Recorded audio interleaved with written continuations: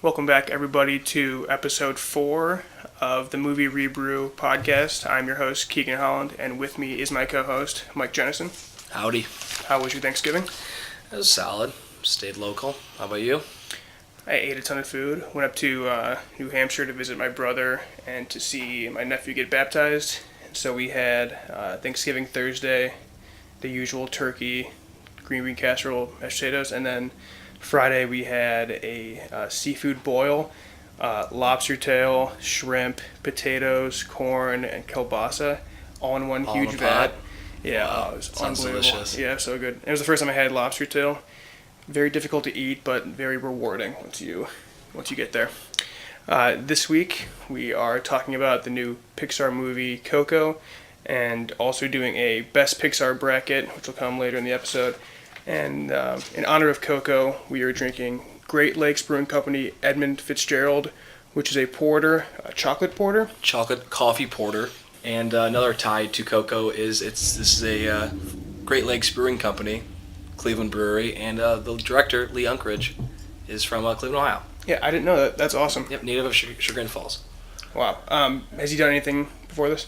Yeah, he did Toy Story 3. Directed Toy Story 3. Are you serious? Yeah. Oh my god. And he's co-wrote and directed a lot of different things for Pixar. Because most of those guys get their hands on a lot of different Pixar movies. Yeah. But yeah, he directed Toy Story 3 by himself. That's Co-directed Toy Story 2, Monsters, Inc., Finding Nemo. Oh my god. Yeah. Was editor on Toy Story and Bug's Life, so yeah, he's a goat. That's incredible. Yep. Alright, so let's crack this open. Have you had this one? I would assume. I've had it a while ago. Yeah. I went through a phase like last year where I would only drink stouts and porters. I said if I could see any light through the beer, I'm not going to drink it. So I'm a huge porter and stout guy. So cheers. Cheers. Yeah. It's good. Yep. Definitely tastes of chocolate. Mm-hmm. Oh, absolutely. Coffee too. Yeah, I'm a big porter guy. The problem is I can only drink a couple, I feel. Yeah. It really fills me up. But yeah, this is very tasty. It's year round too, Edmund Fitzgerald. Oh yeah. I'm going back for seconds, Helen. Mm-hmm.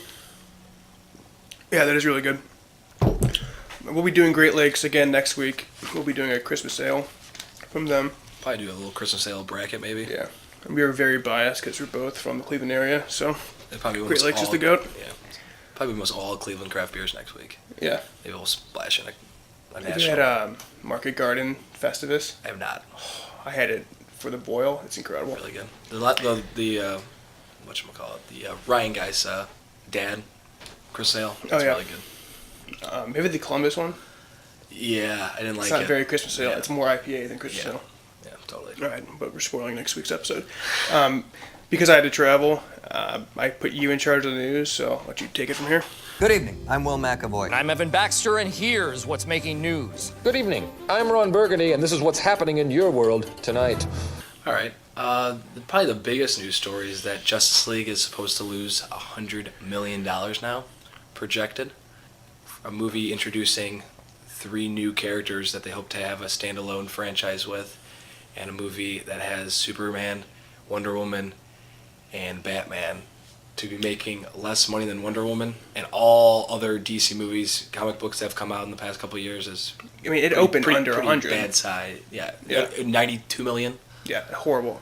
And especially because it was initially a $150 million budget, but because of reshoots and the whole Zack Snyder family issue, and Joss Whedon having to coming in, it doubled the budget. So it ended up being $300 million. And I don't think marketing, because usually the rule is you double budget for marketing. I don't think it was probably $300 million. It's probably more. It's probably like $150, like probably the original. Not. But yeah, they have a lot of ground to make up, and they're off to a rough start. Yeah, I think $800 million. They said they'd make their money back. Oh my god.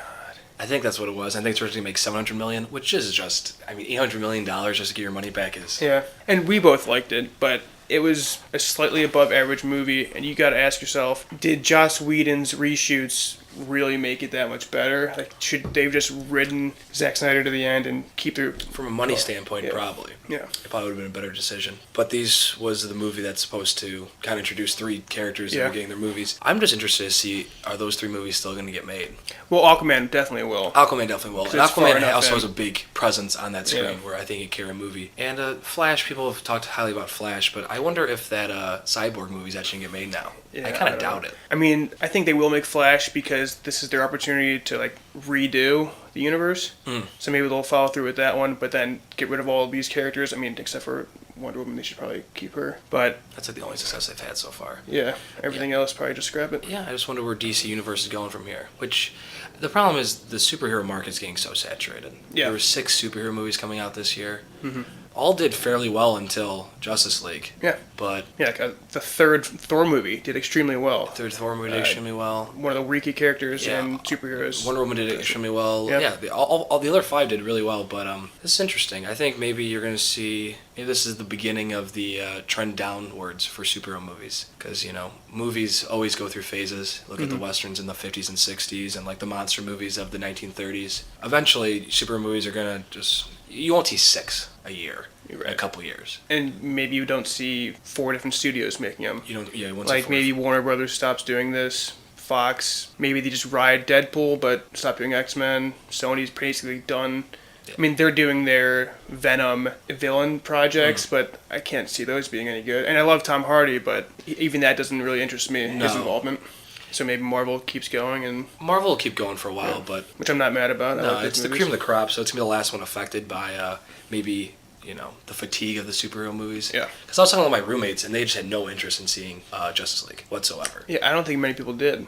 Yeah. Because so many people got burned. People that were interested in this universe got burned so badly by Batman vs Superman and Suicide Squad. So Yeah, and the shockingly low reviews for Justice League, which probably was unfair. I think it was unfair, but I think critics were ready to bury it and just kind of write off DC Universe. Which and I think we've started to realize that it's really hard to do a cinematic universe when Marvel's done.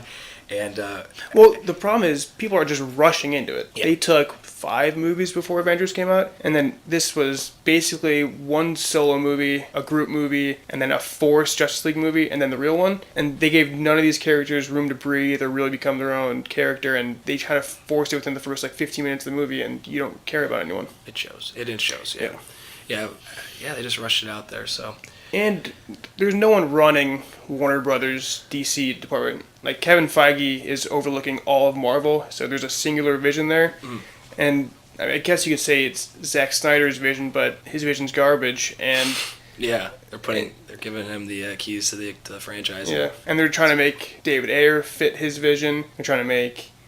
I mean, Patty Jenkins was able to break from it, but there's still the slow-mo stuff. There's still the terrible CGI ending. So there's no really clear vision overall. It's just a muddled Zack Snyder version, and it doesn't work out. Yeah, and what worked for Wonder Woman is it really wasn't in that cinematic universe. Minus the first scene and the last scene, it took place 100 years in the past. So I think that's why Wonder Woman did so well. It's because it didn't have to conform into the universe. Which is why we were talking about Wonder Woman 2. It's going to be very interesting to see what time period that takes place. Yeah, because Who's going to be in and what? Because, I don't know. the original Batman vs Superman, she says like she went away from the world of man after that war, but I think they try to retcon that in Justice League, so maybe they'll go back to the past. I would like to see that. Yeah, I think we all just want to see Wonder Woman by herself again. Yeah. So I think, it'll be really interesting to see what DC does from here with their movies in the future. They'll definitely not have a $300 million budget ever again. Oh my god. That was idiotic. Doomed from the start. Anything else you want to add to this? No, Good. I'm good. John Lasseter this week. He was another one to big movie executives to, not necessarily executive, but movie head to get caught up in sexual misconduct. And it ties into the movie too, because he's the head of Pixar and Disney Animation. Yeah, he's been the producer on every single Disney movie since 2006. Yeah, directed Toy Story. Directed Toy So Story. yeah, huge part of Directed our the Cars. childhood. Yeah, he has his fingers on everything. I think, no pun intended. I think like Monday, Tuesday he's in Pixar, then Wednesday, Thursday he's in Disney. So yeah, he overlooks everything, and this is too bad. This one hurt. Like, I'm a huge Louis C.K. guy, but his material's always been like super explicit and really mature. To have a guy that like deals exclusively with like kids movies, it's like leaves a bad taste in your mouth. Yeah, minus Walt Disney, this guy is probably the second biggest animator of all time. Yep. And he founded Pixar too. Mm-hmm. And yeah, he came from Lucasfilm back in the day. Yeah, and then they branched off. Yeah, so. I don't know. It's like you said, especially with children movies and stuff like that. It's too bad. At least it doesn't sound like anything too it's terrible. nothing like it sounds like he was a masturbating creep. into a plant in front of people. It was more like kisses and hugs. That Very, very touchy. Very touchy. Yeah. Because he was also kind of an alcoholic. Like he would show up drunk a couple times to work and stuff like that. But yeah, at least he's not like a Kevin Spacey type thing. But he was proactive at least. He sanctioned he the got 6 out months ahead of on it. himself. So it didn't blow up in his face. Which Louis tried to do, and so did Spacey, but Spacey did handle it in the Spacey worst couldn't way. have handled it any worse. I think everyone's learned from Spacey's mistake, which was just the worst they could possibly do. Yeah. So he's stepping away. He said for 6 months. 6 months. I mean, you gotta wonder what that does. It's kind of an arbitrary number, it seems. Yeah, I think the world of Lasseter, as far as animation is concerned, making movies, and you could tell just by Disney's movies since he's been there. It started with Princess and the Frog, and now we've gotten Frozen, gotten Wreck-It Ralph, Moana. I mean, Disney Disney Animation Studios is now up Zootopia. there with Pixar. Yeah, and so that just goes to show the impact that he has on a studio. Yeah. And not having him is, I don't know. I hope everything works out, but Not looking good. not looking good. Another fun thing that I saw this week is that Lady Bird's still at 100% after 161 reviews. Wow. 3 more reviews, and it will be the most reviewed movie that's at 100%, surpassing Toy Story 2. Oh, damn. Have you seen it yet? I saw it last night. I still want to see it. Yeah. So we might actually cover it in a later episode. We should probably do our own show. Because there's certain things that I know you're going to love about it, and I'm really excited to see it. I think you're really going to like it. I can't wait. This week, my gonna watch list from last episode was so long, I watched 0 of those things. Because I thought I could download Punisher on my iPad for the trip. I guess it's like too new or something, so I didn't watch any Punisher. Is it on Netflix? It's on Netflix, yeah. I thought you could start downloading some on Netflix. That I just don't know, maybe because it's either too new or a Netflix original. You can't. So I didn't get to that. Didn't have like internet access, so I couldn't watch 28 Days Later. It's just I watched nothing. But you watch Brave. I did watch Brave for this episode. And we'll get to that later. But yeah, I can't believe how well reviewed Lady Bird is. Like, I mean, after seeing it, I understand it, but like, well, yeah, we've had the thing where more movies should be 100%. Yeah.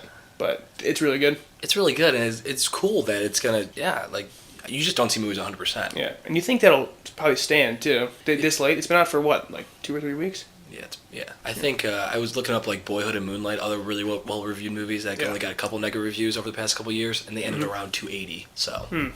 So there's still be a good chunk left, but I don't know. This is so late in the process that person will just get so much shit if they give a negative review. So hopefully it stays 100%. That'd be really cool to see it break the record. Yeah. Also, at the end of each month, we're going to break down what's coming and leaving the major streaming sites of Netflix, HBO, and Amazon, and we'll tell you our thoughts on the movies that we're looking forward that are coming and going. The movies that are going that you should probably see before they leave. We'll start with movies that are coming to Netflix. December 1st, 8 Mile, the Ace Ventura movies, Full Metal Jacket. Yes. Full Metal Jacket, V for Vendetta, which I'm excited about because I've never seen. It's been on there before, but never got around to it. Never got around to it either. December 5th, Guardians 2 comes on, which Nice. that's always a fun movie to watch. Then December 12th, the Santa Claus trilogy with Tim Allen, and Judd Apatow is having his first stand-up special in forever, which I'm kind of curious to see how he would be at stand-up. There's a ton of stand-up on Netflix, and I never watch it. Yeah, I'm not opposed to stand-up at all, but Yeah, I like stand-up, never but get to it. Yeah. I never get to it. December 22nd. Have you heard about this movie Bright? My birthday. Yeah, With, it's Will David Smith Ayer. and Joel Edgerton, and David Ayers. Yeah, it looks interesting. It's like a cop sci-fi movie. Yeah, written by Max Landis, who's a super quirky, weird dude. He made the movie Chronicle, which is really good, but I don't think I've even seen anything since then. But yeah, I am pretty excited for this. Wow, yeah, you knew a lot about it. I was kind of surprised. Yeah. And then on December 31st, Dave Chappelle's new comedy special, which I saw this first 2 on Netflix. So yeah, this will be his third one in a year, because those were both this year, right? Yeah, I think so. I watched them both like this summer. So. Did you like them? Yeah. I like the one a lot better than the other. The OJ one, is that the one you liked? I think the one that wasn't, one's in Texas, right? The one in Tech, yeah. I think I like the other one better. The one that was OG I thought was hysterical. The other one was solid too, but the Yeah. OG Oh yeah, they're both good, but I really liked one of them. I think it was the OJ one. I think it was because we were talking afterwards. I thought it was the OG Yeah. one. I'll definitely watch that. And then leaving Netflix, Pitch Perfect, the original. They're coming out with a third one on Christmas. Have you seen trailers for that? No. Dude, there's like action in it. Oh, no. Looks real bad, but love the first one. Love the first one. Fantastic. Never saw a second one, Me either. but great music in the first one. It's awesome. December 5th, Holes is leaving. Didn't know it was on there. Who doesn't love Holes? I know. Holes is the best. December 9th, this is upsetting. Always Sunny in Philadelphia. Yeah, I know. Season 1 through 11 gone. That's my safety place. Whenever I'm bored, pop on Sunny. Yeah, that sucks. I- Is it on Hulu or anything? It's probably on the FX app. Yeah, But but there's it's so commercials and convenient. stuff. So convenient having it on Netflix. Yeah. December 10th. I didn't know Lucky Number 11's leaving December 10th. Didn't know it was on Netflix. And When that- Nightcrawler's leaving. Nightcrawler's incredible. If you haven't seen Nightcrawler, watch it. Nightcrawler. Jake Gyllenhaal should have got nominated that year. I can't believe he didn't. Yeah, it's absolute travesty. I remember when we were growing up and Lucky Number 11 was in theaters. I was like super amped to see it, but is it R? Or maybe it's... Yeah, I'm pretty sure it's Yeah, R. we were too young to watch it, so I never got around to it, and still haven't seen it. Well, you got to December 10th. Yeah, Netflix. I should watch it. And then December 24th, Amores Perros. It's Inarritu, like one of his first big movies. It came out in 2001. I had to watch it for that film class. Mm-hmm. It's really good. It's got like 3 different stories to it, and yeah. So if you like Birdman, he's the director of Birdman. You should go watch that. It's like his first movie. It's really good. It's in Spanish, but Those damn subtitles. it's all right. Coming to Amazon, December 1st, Apocalypse Now comes back. Doctor Strange, the Marvel movie. The whole Rocky 1 through 5. Searching for Bobby Fischer. Silence. That was Scorsese's movie from last January. Really depressed me as a Jesuit-educated high schooler. Really good. Really good. Really long. Really long. But the payout's worth in the end. Crushed my soul. Yeah, I was close to tears at the end of it. Yeah, it's heartbreaking. Yeah, so yeah, I recommend that. I recommend Silence. Mm-hmm. And Titanic. Pretty much everyone's seen Which that is at a this movie, point, but yeah. Titanic's good though. You don't like Titanic? It's okay. Yeah. I mean, it's Also, very long. very long. Yes. Yeah. It's a movie that you don't really want to come back to either. It's not a movie you're like, oh, I watch Titanic once a year. I don't know. It's kind of you see it once and that's it. But It's good. Then Watch it December- if you haven't seen it. yeah. December 10th, Nightcrawler comes to Amazon. So December 10th, it leaves Netflix and comes to. All right. So Amazon. I'll still have my Nightcrawler backup plan So for late nights. You're chilling off it. Yeah. Actually, I ever recommend it watching at night. Wait till it's pitch dark outside creepy. and watch it. Really creepy. Yeah. He's unsettling to watch. Yeah, Should have got nominated. definitely. Fucking Academy. That's what I think it came out in 2014. 14, yeah. It was a top 5 movie for me that year. Oh, yeah, it's so good. Yeah, best thriller come out in the last 5 years. Close. You got me on the spot. I don't know. Maybe. I think it is. It's for me. It is at least. Leaving Amazon November 30th. The assassination of Jesse James by the coward Robert Ford. That's been on my list for like I know. 10 years now. I might pump it out. I really want to see it. It was like Gateway. Yeah. Or maybe it's at Gateway. No, it was never. Gateway was showing like all 4 of those movies Yeah. the same day. Just But that's overload. gone? It's gone. It was that one weekend only. It was There Will Be Blood, No Country for Old Men, Assassination of Jesse James, and 310 to Yuma. Ridiculous. Quadruple feature. Yeah. Saturday and Sunday. Should have gone. The Black Hawk Down also leaving November 30th. Fargo, St. Elmo Fire. I really want to see Fargo. I didn't know it was on Amazon. Fargo the movie. Fargo the movie, yes. Yeah, I gotta watch it. Yeah. So good. You haven't seen it. I'm thinking of the show, but I heard the movie is fantastic.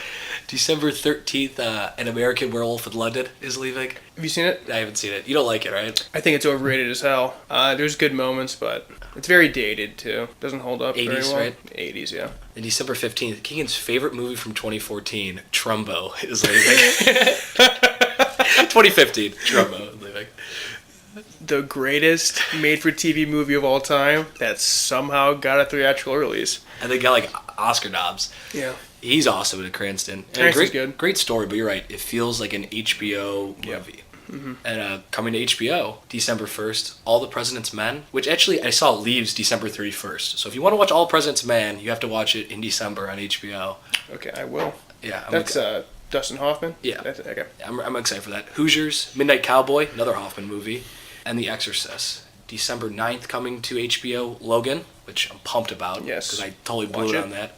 December 23rd, Zookeeper's Wife. That's with Chastain. Came out earlier this year. Here's a really good original story. Reviews were just okay, but Yeah, that movie came and went. yeah. I'm interested about it took place in World War II. I think they had a zoo She kept Jewish people in her during the zoo. Holocaust. Yeah. Yeah, so it seemed like a really good, interesting, whatever, real story. And leaving HBO November 30th, Fast Time of Richmond High, which I've been dragging my feet on forever. So Great. I have to watch It's it really this good. week. Good Will Hunting, The Deer Hunter, Shakespeare in Love. These are leaving or coming. Leaving HBO November 30th. War Dogs. So Have you seen Deer Hunter? I've not seen Deer Hunter. Have you? Garbage. Yeah. So bad. There's the good scene that everyone knows, with Russian roulette. That scene's fantastic. So boring though. The rest of it. Incredible cast too. That's with De Niro and And Walken and Street. it won Best Picture, I believe. I think he did. Yeah. Yeah. You haven't seen Shakespeare in Love, right? Nope. It's good. I recommend watching it. It's on the list. Yeah. It I'm won in Best no rush Picture. to see it. Yeah, it shouldn't have. Though. I don't know if I You don't, haven't seen it. You have I don't know no if you should be in a rush dog to in go this see it, fight. but like it famously beat Saving Private Saving Ryan. Private Ryan, so I wanted to watch it, thinking I'd hate it, and no, it's good. Have you seen the video of Harrison Ford giving out that award? Yeah, Oh, he wants so badly to say Spielberg and Saving Private Ryan, and he's just crushed. It's a great It's so video. funny. Which Saving It's Private serious. Ryan should have won. Okay, okay, I say it. agree, but Shakespeare in Love I'm okay with it. I'm okay with it. All right. Yeah, What, that was 20 years ago now? it was 20 years ago. I think Spielberg's over it. Maybe he's not. He hasn't really made a good movie since. Wow. Think about it. I am thinking about it. No, Catch Me If You Can. Catch Me If You Can. That might be it, though. He's ice cold, and the post doesn't look like it's gonna be that good. I saw a trailer for it. I haven't even heard anything about it. It looks like it's. My brother said, "Oh my God, Spotlight, but with Meryl Streep and Tom Hanks." It looks like it too. War Dogs is leaving HBO, and I'm kind of. Don loved I kind of that want to see my movie. dad loved it too. Really? And I'm a big Miles Teller, Jonah Hill fan, so I mean, I won't it's- pump it out this week, but Oh, you know, but it's I want to see it. it's Miles Teller and it's a biopic. Don loved it. Keegan's roommate. Yeah. He's a big documentary, real story guy. Yeah. His favorite movie of like the last 4 years is Wild. yeah, Which is really good. Wild is a It is really good really movie, good. but it's just funny. That's kind of it for the news. Oh, there was that movie. Did you hear about that one movie that just got pulled for no apparent reason? No. Ooh, I have news. 48-year-old weirdo Darren Aronofsky and 27-year-old annoying chick Jennifer Lawrence have broken up after a year. I forget what their name was. Laurenovsky, maybe. But yeah, good riddance. I'm upset to see it. They made a great movie together, Mother. They made a weird movie together, which I liked actually. But Yeah. such a weird combo, those two. Oh, it was extremely weird. 21-year difference. Yeah, and he seems like an absolute psychopath. Yeah. But I was kind of upset to see it go. I want to see them do another movie together. I guess They said they're still friends, but that's probably just a mean publicity shit, thing. yeah. I think it was called Extinction. Have you heard about this? No. Yeah, so there's this movie called Extinction, starring Wait, Natalie Portman? Lizzie Kaplan and Michael Pena. Pena. Pena. Yeah, so this will come out January 27th. Just got axed by Universal Pictures. They had Just pulled it. that book at Gateway. Oh, I Extinction? think Makes it was sense there. because Gateway has movies coming out in the next Yeah. couple months, but it was weird. What's Just- that Natalie just a Portman sci-fi movie with the director of Ex Machina? I could have sworn that was Extinction, but I guess not. Annihilation, which is crazy close. So that's Crazy fine, I knew. close. That comes out February 23rd, and that's still coming out. So So that book that might book. be. Okay. Anyways, Wait, when's it coming out? February 23rd. It's not a great time to come out. No, it's probably not very good. That sucks. Jennifer Jason Leigh's also in it. I feel like Ex Machina came out this time too. Just gave up on pronouncing that name Ex halfway through. Machina. I don't Ex think that's Machina. accurate at all. Ex Machina came out I think it was August or something. April 10th. Oh, April. You never know. I think that's it for the news. Want to do the beer review? We can do the beer review. Michaels, are you okay? It's just beer. What kind of beer? I'd like a keg of beer, please. Hey, Johnny, how about a beer, huh? Better when I'm drunk. I would like more coffee and less chocolate in this. You kind of already answered this question because you bought us a 6-pack. But I did. Hold on, I'm gonna go one more big sip. I don't think I would buy any porter/stout 6-pack just because they're so heavy. But I do like this a lot, and I would definitely order this at a bar. I would buy it on draft. Yeah, but would not buy a 6-pack. It's more chocolate than coffee, Yep. which I prefer the opposite. But it's good. If you're into this, I would say probably go in on it. Yeah, if you like porters, it's a good porter. But like you it's said, not for me. 6-pack. It's a lot. Yeah. How strong is it? It's only 6%, so Wouldn't kill you. it wouldn't kill you. It'd be really tough to drink a 6 of these though. Yes, it and would. like be able to do anything afterwards. Mm-hmm. But yeah, wintertime on tap. If you're just looking to, I'll probably crack another one if you let me. yeah. That's why I got 6. I figure we all drink too. Yeah. Should we get to the Yeah, we'll bring in your roommate Mitch Williams to do the Pixar our bracket. Pixar expert, Mitchell Williams, Don't call him that. to do our Pixar podcast. This is gonna be tough. I can't believe we're attempting to do this. I don't want to do it. There's a couple of matchups I don't even have an answer for yet, so we'll figure it out together. Yeah. All right. Here we go. You are a toy! Oh, you guys made me eat. And that means you're in charge until I get back, Violet. What? Kitty. We now welcome on Mitch Williams to help us with his Pixar bracket. Mitch, welcome aboard. Yeah, thanks for having me on, guys. It's it's gonna be a pleasure. Trying to get this done. Yeah, I don't know how we're gonna get this done. It's gonna be It's gonna be tough. very emotional. So we did it based on IMDb rankings, and we're only doing 16 movies. So we're kicking out Cars 2 and Cars 3. Those never had a chance. I'm sorry. Did you say IMDb? IMDb, right? Metacritic. Oh, Metacritic. I'm sorry. And the reason we choose Metacritic over Rotten Tomatoes, we talked about it a little bit last time, but Rotten Tomatoes is just thumbs up, thumbs down from critics, where Metacritic is 1 through 10. So it causes a little more separation, because most Pixar movies are in between like the 92 and 96 range, about like half of them are. So this kind of causes a little more separation. Okay. Do you want to do? Yeah, well, I'll run through the bracket one time. Yeah. The first matchup, Ratatouille versus Monster University. Ratatouille is the 1 seed. Got the 8-9, Toy Story 2 versus Up. The 4-13, WALL-E versus Cars. The 5-12, Toy Story 3 versus A Bug's Life. The 2-15, Toy Story versus The Good Dinosaur. The 7-10, which I'm still not sure which way I'm going to go, The Incredibles versus Monsters, Inc. Fuck you. The 3 versus 14, Inside Out versus Brave. And the 6-11 is The Finding. Finding. I tried to get cool with that one. The Finding It did not work trilogy. Out. The Finding The old trilogy. two-movie it's Finding trilogy. Nemo versus Finding Dory. The trilogy. The trilogy. I'm sure I'll make a third one. They probably will. Finding Marlin. I hope not. A cliff before that happens. All right. Let's get to it. Oh, and then we'll be switching off who votes first and last, so it's not always down to the same person to be the tiebreaker. Okay, so the first matchup is Ratatouille versus Monsters University. Ratatouille is the 1 seed, Monsters University the 16 seed. We're going to give our thoughts on both movies before we do the voting the first time. Mitch's computer just updated, so that's fun. And anyone want to start off with Ratatouille? Get their thoughts on it? I've only seen this once. I saw it in like 6th grade. Did you see it in Miss Ifiola's class? Miss Ifiola's class, so 5th grade. I saw it for the first time since then. Yeah, loved it. Patton Oswalt as the main character is fantastic. It's a weird setting. It's a weird story following a rat that wants to cook, but all of it works, really. I'm surprised this was the 1 seed, to be honest. 98% Metacritic, which But is yeah, like incredibly high. It's fantastic. And then Monsters U.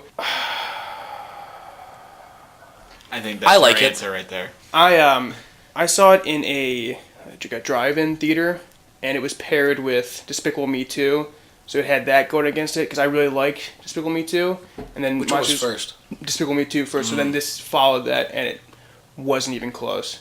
So maybe I should see it again on its own. Maybe I'll like it more, but with that experience, it's okay.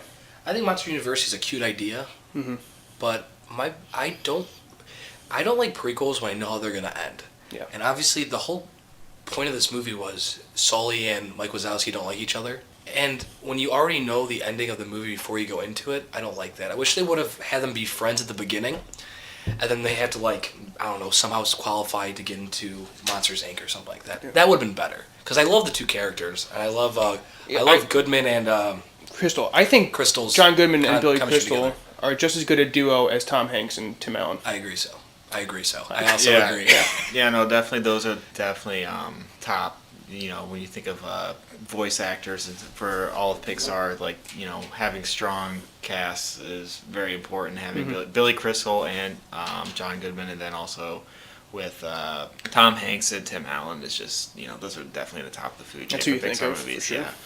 But for Ratatouille, for me, I actually saw it like 3 weeks ago before I was invited on the show, just because holy shit, Ratatouille, this is gonna be amazing. I love this movie so much, and they just do a really good job of kind of playing with French stereotypes, but not going too far, where it's really funny, and then kind of hold a lot of the Pixar settings and scene and that vision of the world of a rat. It makes it really interesting, and I just think it's a way better storyline than Monster U. Yeah. And I'm starving throughout that entire movie. That food looks so good. Oh yeah, I definitely when I first saw it, I wanted to start cooking for a living. And it almost makes my rat problem at my house worth it. You know what scene really grosses me out is that first scene when the ceiling falls down and all the thousand of rats. Yeah. It creeps me the freak out. Yeah, it does. I was actually watching this weekend, and my dad saw it. That scene, he had to leave the room because of it. And then he came back a little bit later. He's like, I just don't like this. Wow. Because it is kind of repulsive. Because they look like rats. Yeah, they're rats. They're And design rats. A lot of Pixar ideas seem completely out there. They're not going to work out. But this one especially, a rat cooking and controlling the guy's hair like he's a puppeteer or whatever. But they pull it off so perfectly. Good. Yeah. And how about the ending? The ending's not even a happy ending, really. It's probably spoilers for all these movies. Yeah, we're going to get into spoilers. The restaurant gets shut down from the health inspector because they have rats cooking. And he loses his, what's his name, Luigi? Someone with the L. Luigi is the... Who's the guy? That cooks. The guy that Remy controls. Remy cooks with Luigi, and Luigi, he controls Luigi. Yeah, Luigi loses inheritance of the restaurant because the health inspector shuts it down. It's not even a happy ending, but the ending works. Yeah. And I love the monologue at the end by the film critic. Film critic? Food critic. By the food critic. Yeah, it's a really good ending. I think the message behind it, when I look at Pixar movies, what's kind of the overall message they're trying to... That's a good theme to bring up. And that really, it's a really good one. It's one of the top ones, and I think that's why it has our number one ranking right here. Yeah, it's a perfect movie. There's really nothing wrong with it. And the fact that we haven't talked about Monsters U at all, I think, kind of shows. Yeah, we might as well run Ratatouille now since we're gonna have time to get more into it. Keegan's leading us off on this one. I'm going second, which is it's a slice of tiebreaker vote, which I really think it's going to come down to. Hey, everyone can cook. Ratatouille, moving forward. Yeah, Ratatouille. Yeah, it's a unanimous 3-0 Ratatouille over Monsters University. Next matchup, 8-9, Toy Story 2 versus Up. This is just brutal as it gets. Yeah, the 8-9 and the 7-10 are so hard in this. Yeah. Toy Story, sitting at 100% on Rotten Tomatoes. I'm not as high on this movie as I think a lot of people are. I think of the trilogy, it's easily the third best. I agree, which hurts it. Yeah. Unfortunately, because this is a great movie. Yeah, the Jesse getting left behind is heartbreaking. That's one of the saddest moments in Pixar's history. That song is brutal. And then this is up against Up, right? That's what we're doing? That's Up. And then the first 5 minutes of Up are the saddest 5 minutes or any moment in Pixar's history. In maybe in movie history. Yeah. I think it's the greatest montage in movie history. Yeah, I bawl stand by that. every single time.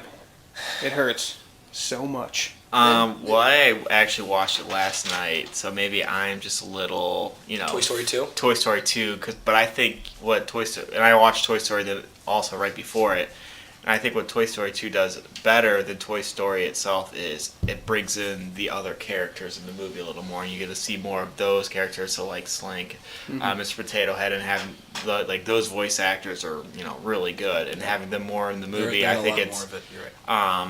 And then I don't really like to play this card, but I think animation does help with the story if it because even though with Toy Story coming out in '98. I'm watching it the animation is not the best, but that kind of in the back of my mind, and Toy Story 2, seeing it they really pick it up here. It's a big jump. It's a big jump. Toy Story, if you go back and watch Toy Story, the animation is not there. Mm-mm. It's tough. Mm-hmm. I do agree with that. And Toy Story 2, you're not missing much there. No, from other Pixar movies. Yeah, no, it's right there. Agree. It's only 4 years too, which is impressive. Toy Story 2 has my favorite line with, "I'm gonna go play catch with my dad." Yeah, it's so good. Yeah. Prospector. Great villain. Great villain. Mm-hmm. A plot twist that I didn't see coming when I first watched it. when I was 4. But yeah, I think I also liked how Toy Story 1 really didn't get into the part where you see toys left behind, like have kids growing up. Toy Story 2 actually really does start attacking it, and Toy Story 3 really grabs it by the throat. But I like the idea of like being a collector's item and you just sit there forever. Like that sucks. It's different. Yeah, like the first movie, it didn't really get into the toys aspect that much. It was kind of more just a buddy comedy with toys. They had to be toys. This one really submerged itself in the world of toys. Wow, Mitch is really making a good case for Toy Story 2 here. But I think we should stop talking about comparing it to Toy Story. Just like kind of go back to Up. Yeah, we should get into Up because a lot of people don't like after the first 10 minutes, but think it falls off. And no doubt it does fall off because it's, like I said, I think it's the greatest opening 5 minutes of movie history. But the overall message there is really something. I love how those two play off each other. Yeah. They're a great combo. And the dog is funny with comedic relief. The bird is also funny. But there's a really big concept behind Up about kind of coming at peace with life. And if you don't reach your dreams, or maybe necessarily your dreams can change, and you don't have to. It's all right not to maybe reach your dreams. I said like 3 times, but but I just think it has a bigger overall concept. I always think it's funny. Like there was a preview for Up when I was watching Ratatouille, and literally all it showed was like the house flying up in the air, and I can imagine It's a great visual. Yeah. I can imagine like it doesn't do that movie justice at all. They totally kept the romance between him and Ellie totally off of the previews. I just imagine a grandfather who recently lost his wife taking his 3 grandchildren to see a Pixar movie, thinking they're gonna have a fun time, and then seeing that opening montage and just not being the same, probably ever again. And I think that's what makes Pixar movies, animated movies, better than any other animated movies, is that they are enjoyable for everyone. And there's so much heart. There's so much heart into it, and this movie has more heart than I think almost every Pixar movie, and it really gets to me. And yeah, I like the ending. There's really nothing I have wrong with Up. I really do like the last hour and 20 minutes of the movie because you have these two kind of misfits really playing well with each other and learning a lot from each other. So. Yeah, the ending's great when he puts the badge on him. Yeah. So good. Anything more to say? Well, my kind of like, I'm going to play kind of devil's advocate here for Up. Even though like I do like, you're really splitting hairs with like how great it is, like because I enjoy every second of it.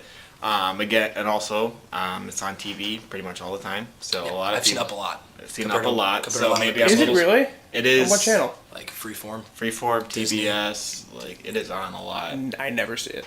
Really? I think I've seen it twice. I've seen Toy Story probably the most, but then after that, Up's right there. Wow. Yeah. Second, when I kind of look at villains in Pixar movies, like how good is their villain breaks some Pixar movies, and I don't think Up's villain, whatever his name is, the older guy who is stranded on the island as well, just looking for the bird, is that great of a character or memorable character compared to other villains in Pixar movies. So those are just kind of some stuff I look at and just like, I'll give you that villain isn't great. Yeah, it's like his hero, right? It's the It's yeah. I like that. Yeah, meeting your hero and him not being what you think he is. I like that whole idea, but you're right. I think opening's great, obviously, and then once they're on the island, until they meet him and the dogs, it works. But once he really gets involved with the story, I think it kind of falls off. Yeah, I'm ready to vote because he's like starting to shoot people, and it doesn't make a lot of sense. I'm ready to vote. All right. What's the order? It's me first this time, then Mitch, then Keegan. I'm going Up. It's kind of for everything. I just kind of went on there with my Up rant. I do love Toy Story 2. These are both phenomenal movies, but in that first 10 minutes, I feel like it almost becomes like a handicap for Up. People go, oh, it's only the first 10 minutes. That first 10 minutes, though, is so damn good. So damn good. So I'm going Up. So I'm actually going to go Toy Story 2 here. I think just overall having the plethora of all the characters involved with Toy Story, and then having even Newman playing Al coming in as the main antagonist, and also having you just said his name. Yeah, you just said Prospector. Prospector, as well as a twist as the villain at the end.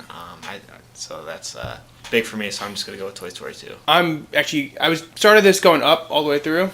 I'm going Toy Story 2. Wow. I know. That's fair. I mean, I could see it both ways. That was quite the upset. It's 8-9.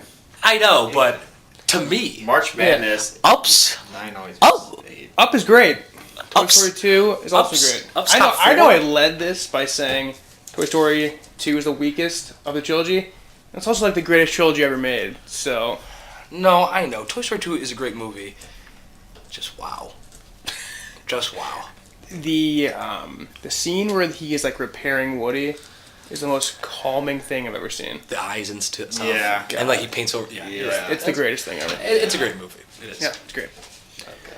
Yeah. Next matchup. The number 4 seed, Wall-E. Don't do that. facing Don't. The 13 seed, Cars. The greatest trilogy of all time. Cars sucks. Okay, all right, come on. I'm sorry. Wall-E's a ballsy movie Fucking love Wall-E. because the first like 30 minutes there's no speaking, right? It's For a pretty kids- pretty long. For a kids movie, to make a movie that has almost no, the lead character really can't talk. Can't talk. Yeah. No dialogue. Is crazy. Mm-hmm. How they get away with that? And for the record, I was 12 when this movie came out. I had no urge to see it. I didn't see it till I was about 19. I think I'm the same way. So I don't even know if that really paid off. I don't think it did that well at the box office either, Wall-E, compared to the other movies. If only you had a laptop in front of you. He does have a laptop in front of him. I will say this. I feel pretty comfortable saying that Wall-E didn't do as good as the other ones. Yeah, I could see that. Well, I guess we should talk about Cars a little bit. If we did this podcast in 2008, wow, we did this podcast in 2008. If we did this podcast in 2008, I really did like Cars as a kid. I never saw it as a kid. And I've also never been a huge car guy. I'm not a huge car guy either. Like Lasseter made this because he loved cars and he knows little boys love cars, and I think it's the best-selling merchandise of any Disney IP ever. That's why there's 3 of them. Yeah. They made 2 more. Like more than Star Wars, more than any Disney princess. Like Cars blew up. It's crazy. Mm-hmm. Yeah, and I enjoyed it. I had a video game when I was a kid about this. The game was good. Yeah, no. I mean, it might be shit now, but I'm sure it's I like not to bring great it back now, then. but I was also like the perfect age when this came out. I was like a 10. Mm-hmm. So yeah, I like Cars more, and then I saw it recently, and everything that I heard about Cars sucking, I was just like, it doesn't suck, but when you compare it to other Pixar movies, it lacks big time. But I love Owen Wilson.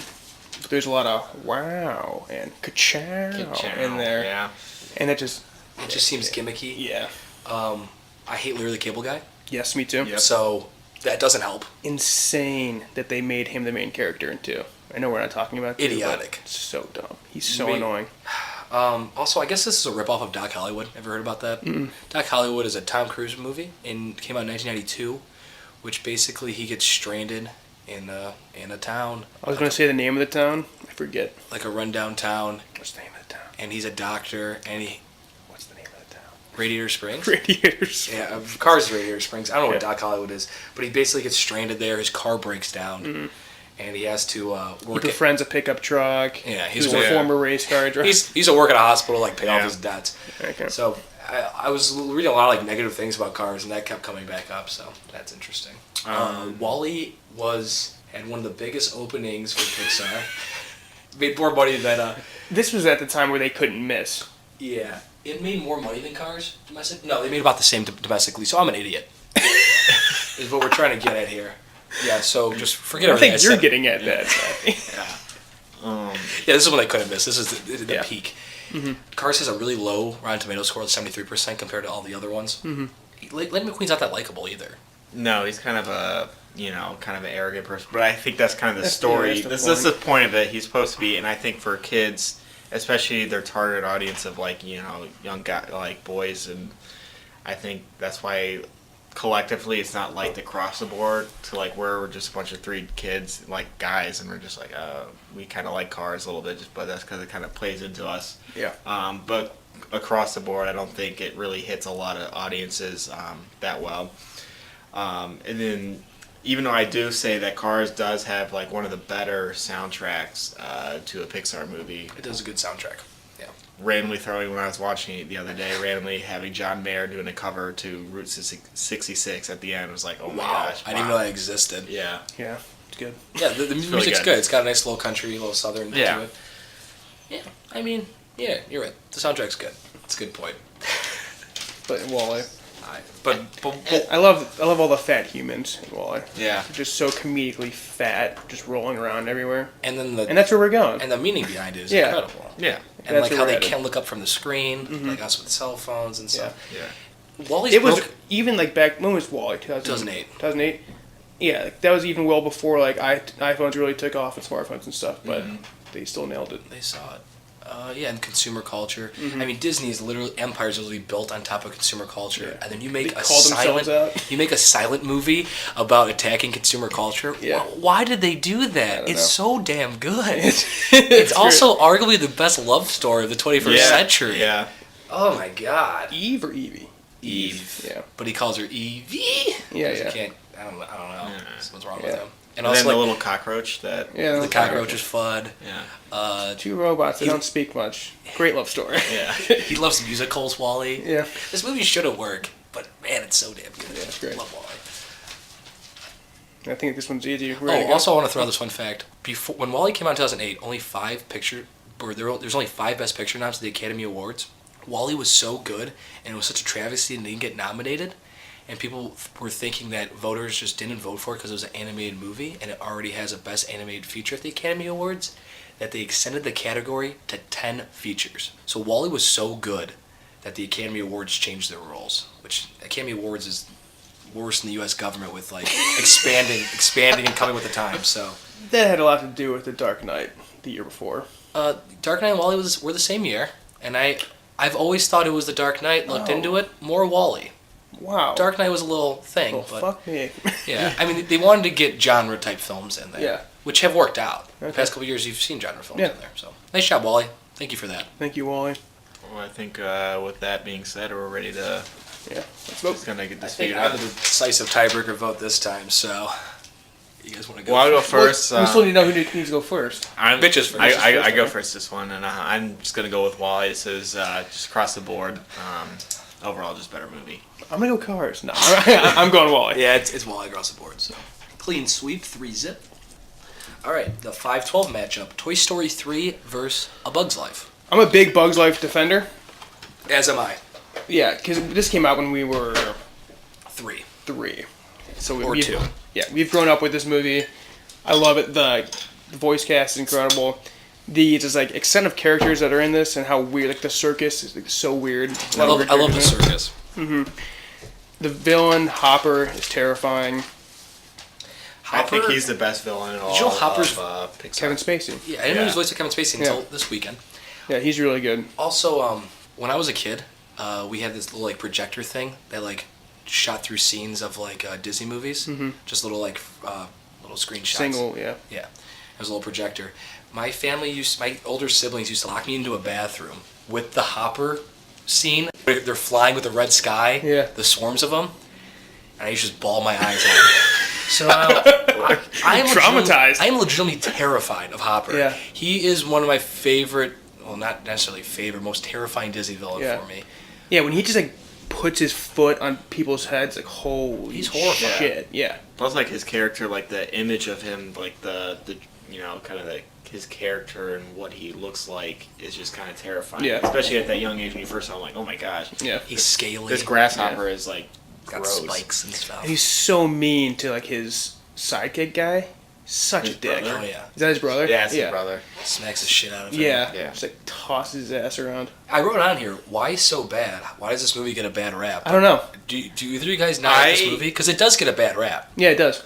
Because I watched it this past weekend, and my issues with it coming up was the main character Flick is not that great of the strong of a character. I like the circus more than like Flick. Yeah, I think It's a big cast that all works, but I guess you're right.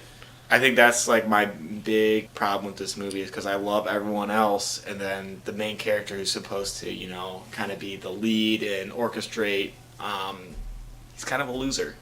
Yeah, he is. He's an idiot. Yeah. He's so Whiny. dumb. Yeah. Who's he voiced by? Anyone know? Dave Foley. Yeah. Not really. So I think a lot of it, maybe if they casted a better voice actor for the main character, if you thought about that, might be a good idea. could have a better impact, but I think just overall the script for this character is just not as sound or as great as other movies, and that's why I feel like it gets a bad rap a little bit.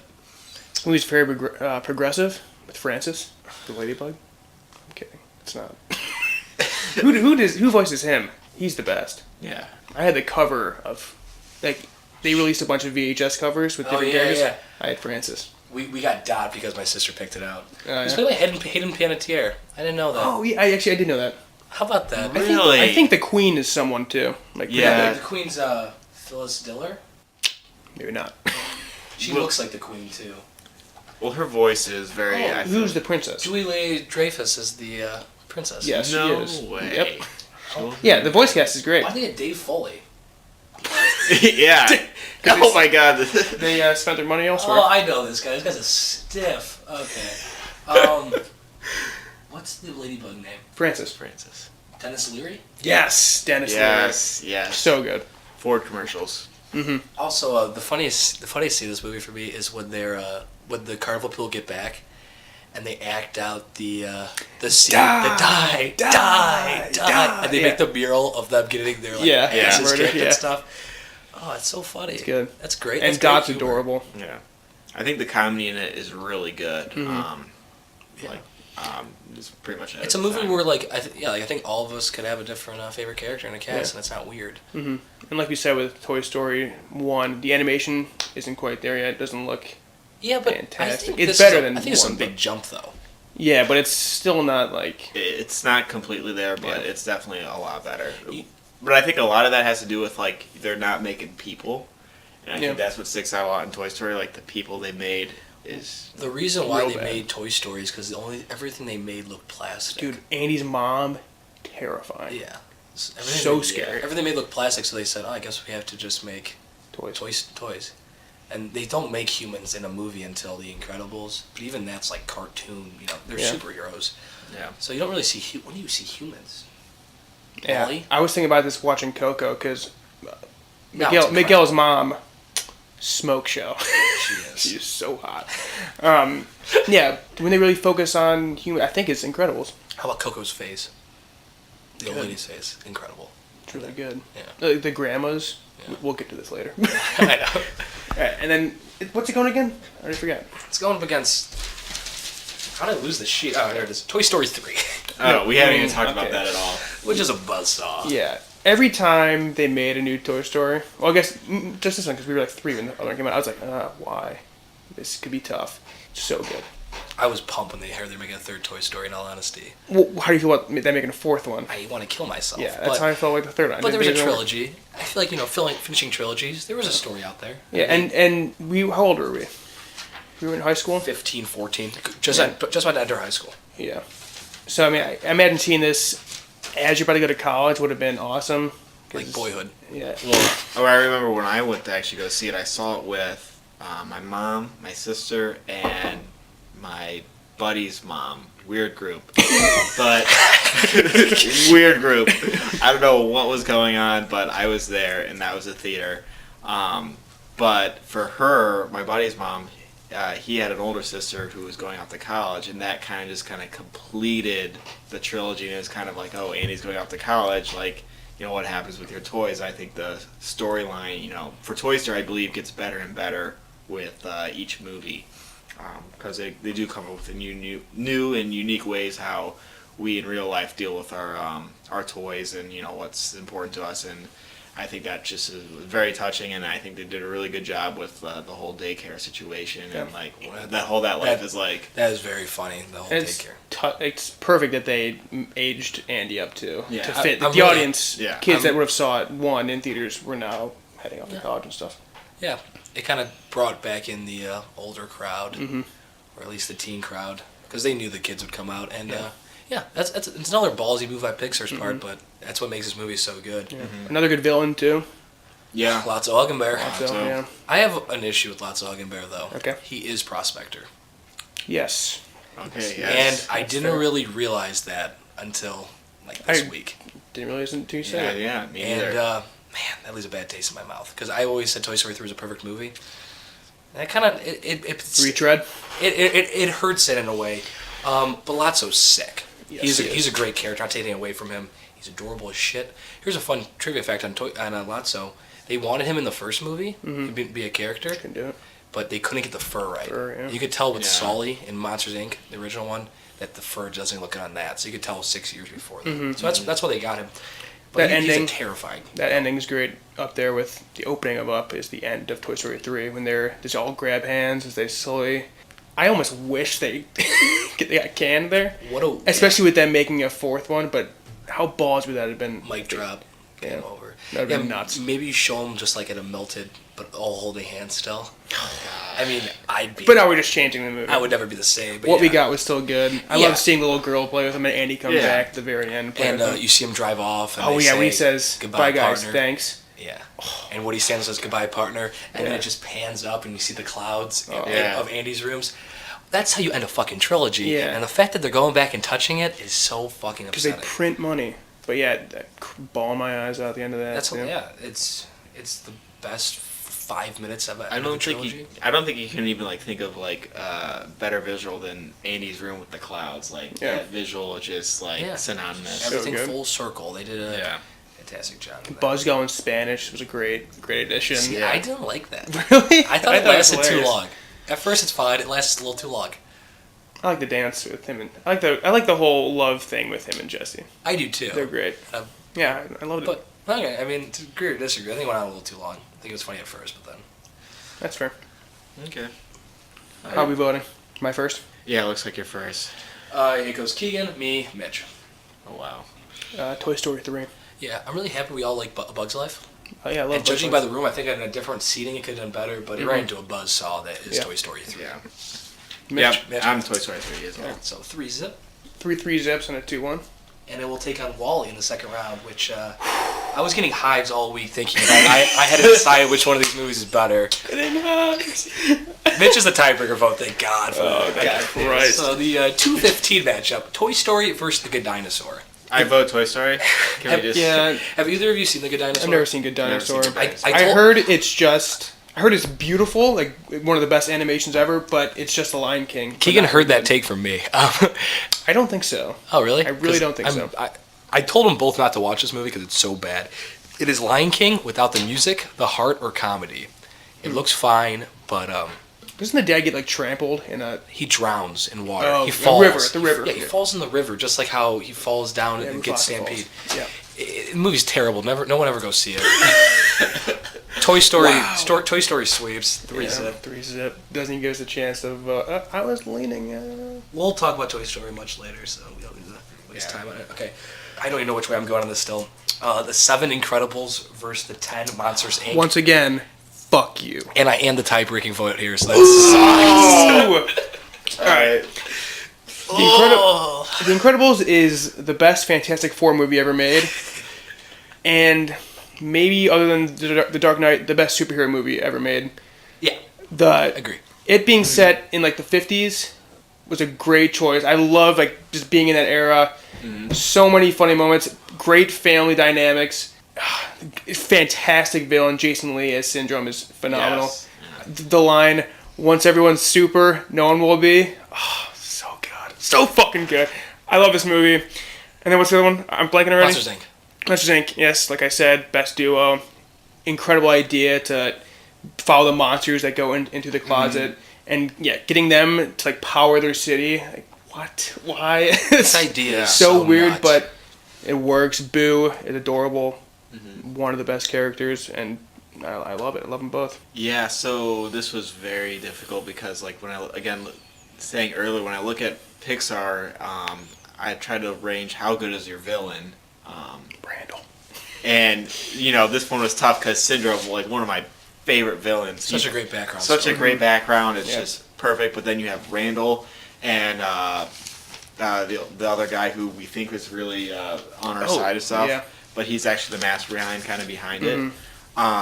Then the voice actors, I think, gives an edge to Monsters Inc. just because, when you have, Goodman in there and Crystal, I think that kind of just outbeats, Samuel L. Jackson, which I wish he had a little more lines. Frozo in Incredibles. Frozo is underused. Yeah. So that's kind of put in, but the storylines of like Incredibles, like that, the idea of that is just amazing. And then behind it, go back and forth to Monsters Inc. Like that, just also is just like, wow, this is just blows my mind every time.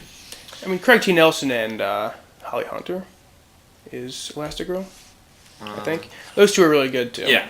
But Crazy. again, and Goodman and Crystal are. Dash is awesome. When he first runs on the water and laughs, and like looks back and just smiles and laughs. Oh, or when he powers the boat with his feet. Yeah. Yeah. Yeah. Everything in that movie works.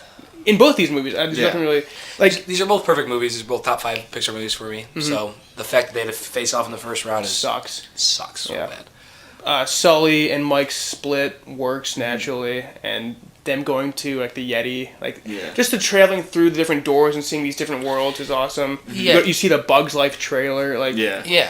I mean, it's amazing. Like you get back to the concept, to touch monsters coming out of the closet and. Okay. Is that our call? I guess, yeah. But Re-say that. Please, start over. have them coming out of the closet. That's really important. No, but I'm keeping it. No, but it's such a I was actually scared though. This movie actually kind of did make me scared. Randall's scary. Yeah, no, especially when he's invisible and he's beating the shit out of Sully. I didn't know it was whatchamacallit? Steve Buscemi. Yeah, Steve Buscemi. Until right now. Just found out. Yeah. Which kind of took me out of it a little bit, but not really. Wow. 80 minutes long. This is like what I like about Toy Story. 80 minutes long. This movie just... Monsters Inc. is... Yeah. It's quick. Holy crap. It's quick as heck. Everything flows perfectly. I mean, that movie could have been 3 hours and it would have been quick. Yeah.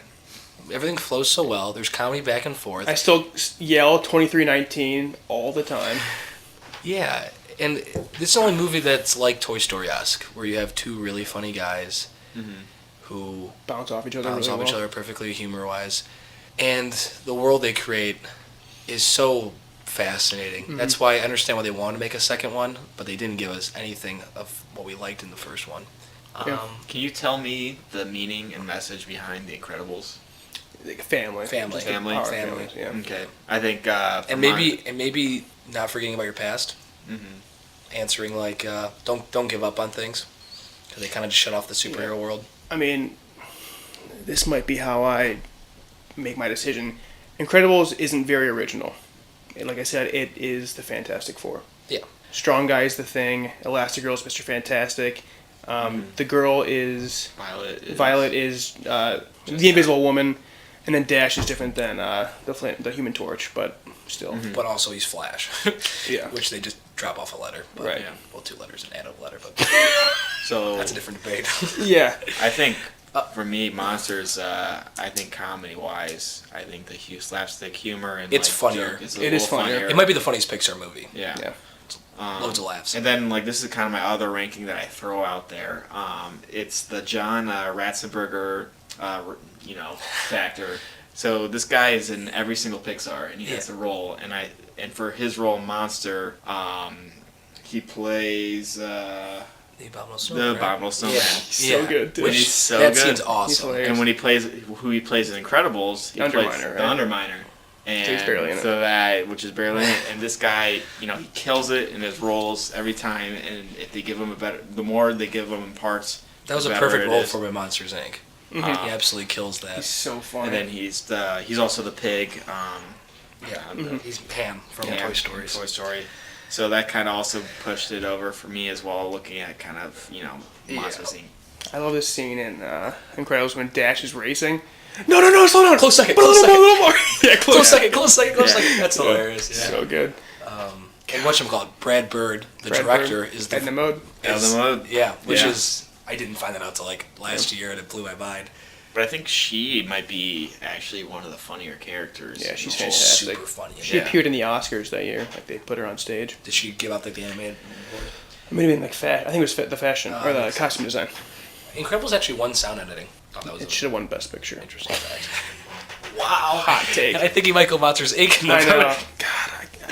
God. What Am I second in this? What's bad about these movies? I can't tell you. I guess originality with The Incredibles, and I guess Monsters Inc. I got nothing. I love the door scene at the end. Yeah. All the doors. Oh. And the shredding of the door, and when Sully, and you hear the kitty. Yeah, the last scene. What's the touching scene in The Incredibles where your heart melts? I can't lose you again. Yeah. All right. That part. Yeah. And then they want to do it. Yeah.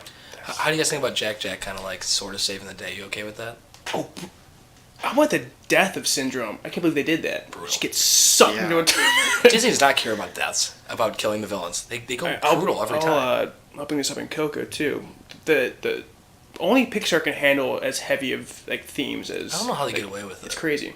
High concept films targeted towards children. Children's love them, and then they age so well. It's a really tough decision. There's some scenes where Sully looks absolutely terrifying because how bad the animation is. I just want to throw that out there. Which is it really bad? Yeah, I'm not gonna dock them points because it was 2001 and they're like creating the software. Yeah. By the way, I might just say the one that you don't say, so then Mitch has to pick. No, it's me. Oh, you have to. Yeah, and Mitch is first. Mitch is first. Okay. Let's go to voting, I guess. All right. I'm going. Got something to say, Keegan? I think this might be a clean sweep, actually. Okay. And it shouldn't be, but. All right. I'm going Monsters Inc. Fuck. Yeah, so am I. I was also going Monsters Inc. Wow. Clean sweep. It was close, being a sweep does that no justice of how hard that was. Yeah. No. I think it just boils down to Monsters Inc. is super creative. Yeah. So and original. I think maybe 17 years from now we kind of forget about how creative it is, but it doesn't make any sense they made that movie. So good. They literally targeted what terrifies children, and they made it funny. Yeah. And there's so much adult humor in it. I should have wrote down some of the jokes. There's so many adult jokes that kids wouldn't get that. Yeah. I like Billy Crystal too. If you Yeah. hate Billy Crystal, maybe you don't care for Monsters Inc., but I love Billy Crystal. I don't like Billy Crystal's face, but like he's playing Mike Wazowski, who's so. maybe the cutest But character when he's a of all one-eyed time. circular green monster. like thing, and you're just hearing his voice, like, and you know. And the Abominable Snowman scene. And the Abominable. Maybe the X Factor. I got snow cones, like. Yeah, the yellow snow cones. Yeah. I'll go make more. Yeah, that's awesome. All right, the 3 vs 14 matchup: Inside Out versus Brave. So two newer kids on the block in this matchup. Yeah. So we talked about this one a little bit before starting. A little off. I hadn't seen Brave until this week. I watched it in preparation for this. I really liked it. I don't know if it's because I'm a sucker for accents and I just love the Scottish So landscape thick, of it all. but good. So thick. Good thick, but thick. If you could change your fate. Yeah, I really like the story too. And then Inside Out, I saw in theaters when it came out, 2015. 2015. It was my second favorite movie that year. Really? Okay, so I liked it, and the message is really good at teaching the importance of being sad and how that can inform you and stuff. But I walked out of it and then saw reviews calling it like top 3 Pixar. I was like, did I see a different movie? It is the 3 seed, so. Yeah. Critics think it is. Yeah, I couldn't believe that it was consistently rated so high. I thought it was good. I didn't think it's not better than any of the Toy Stories or Monsters Inc. or Incredibles or anything. It's good. I was kind of there with you, but I think it needs time because these things. To be fair, I have not seen it since theaters. We hold these things in our childhood, you know, so they kind of like they're nostalgia is big. Yeah. As time has gone by, I've liked it more and more Inside Out, and I feel it's still maybe a little too new for me to take down some of the classics with it. But like you said, the meaning behind it. The voice cast is phenomenal. Each emotion they cast perfectly. Yeah. But in a way, this is also like Gravity, how like no matter what she does, she cannot like. Joy keeps finding herself trying to get back to the main thing. This is my complaint walking out. She gets in trouble, she gets out of it. She gets in trouble, and it's that for.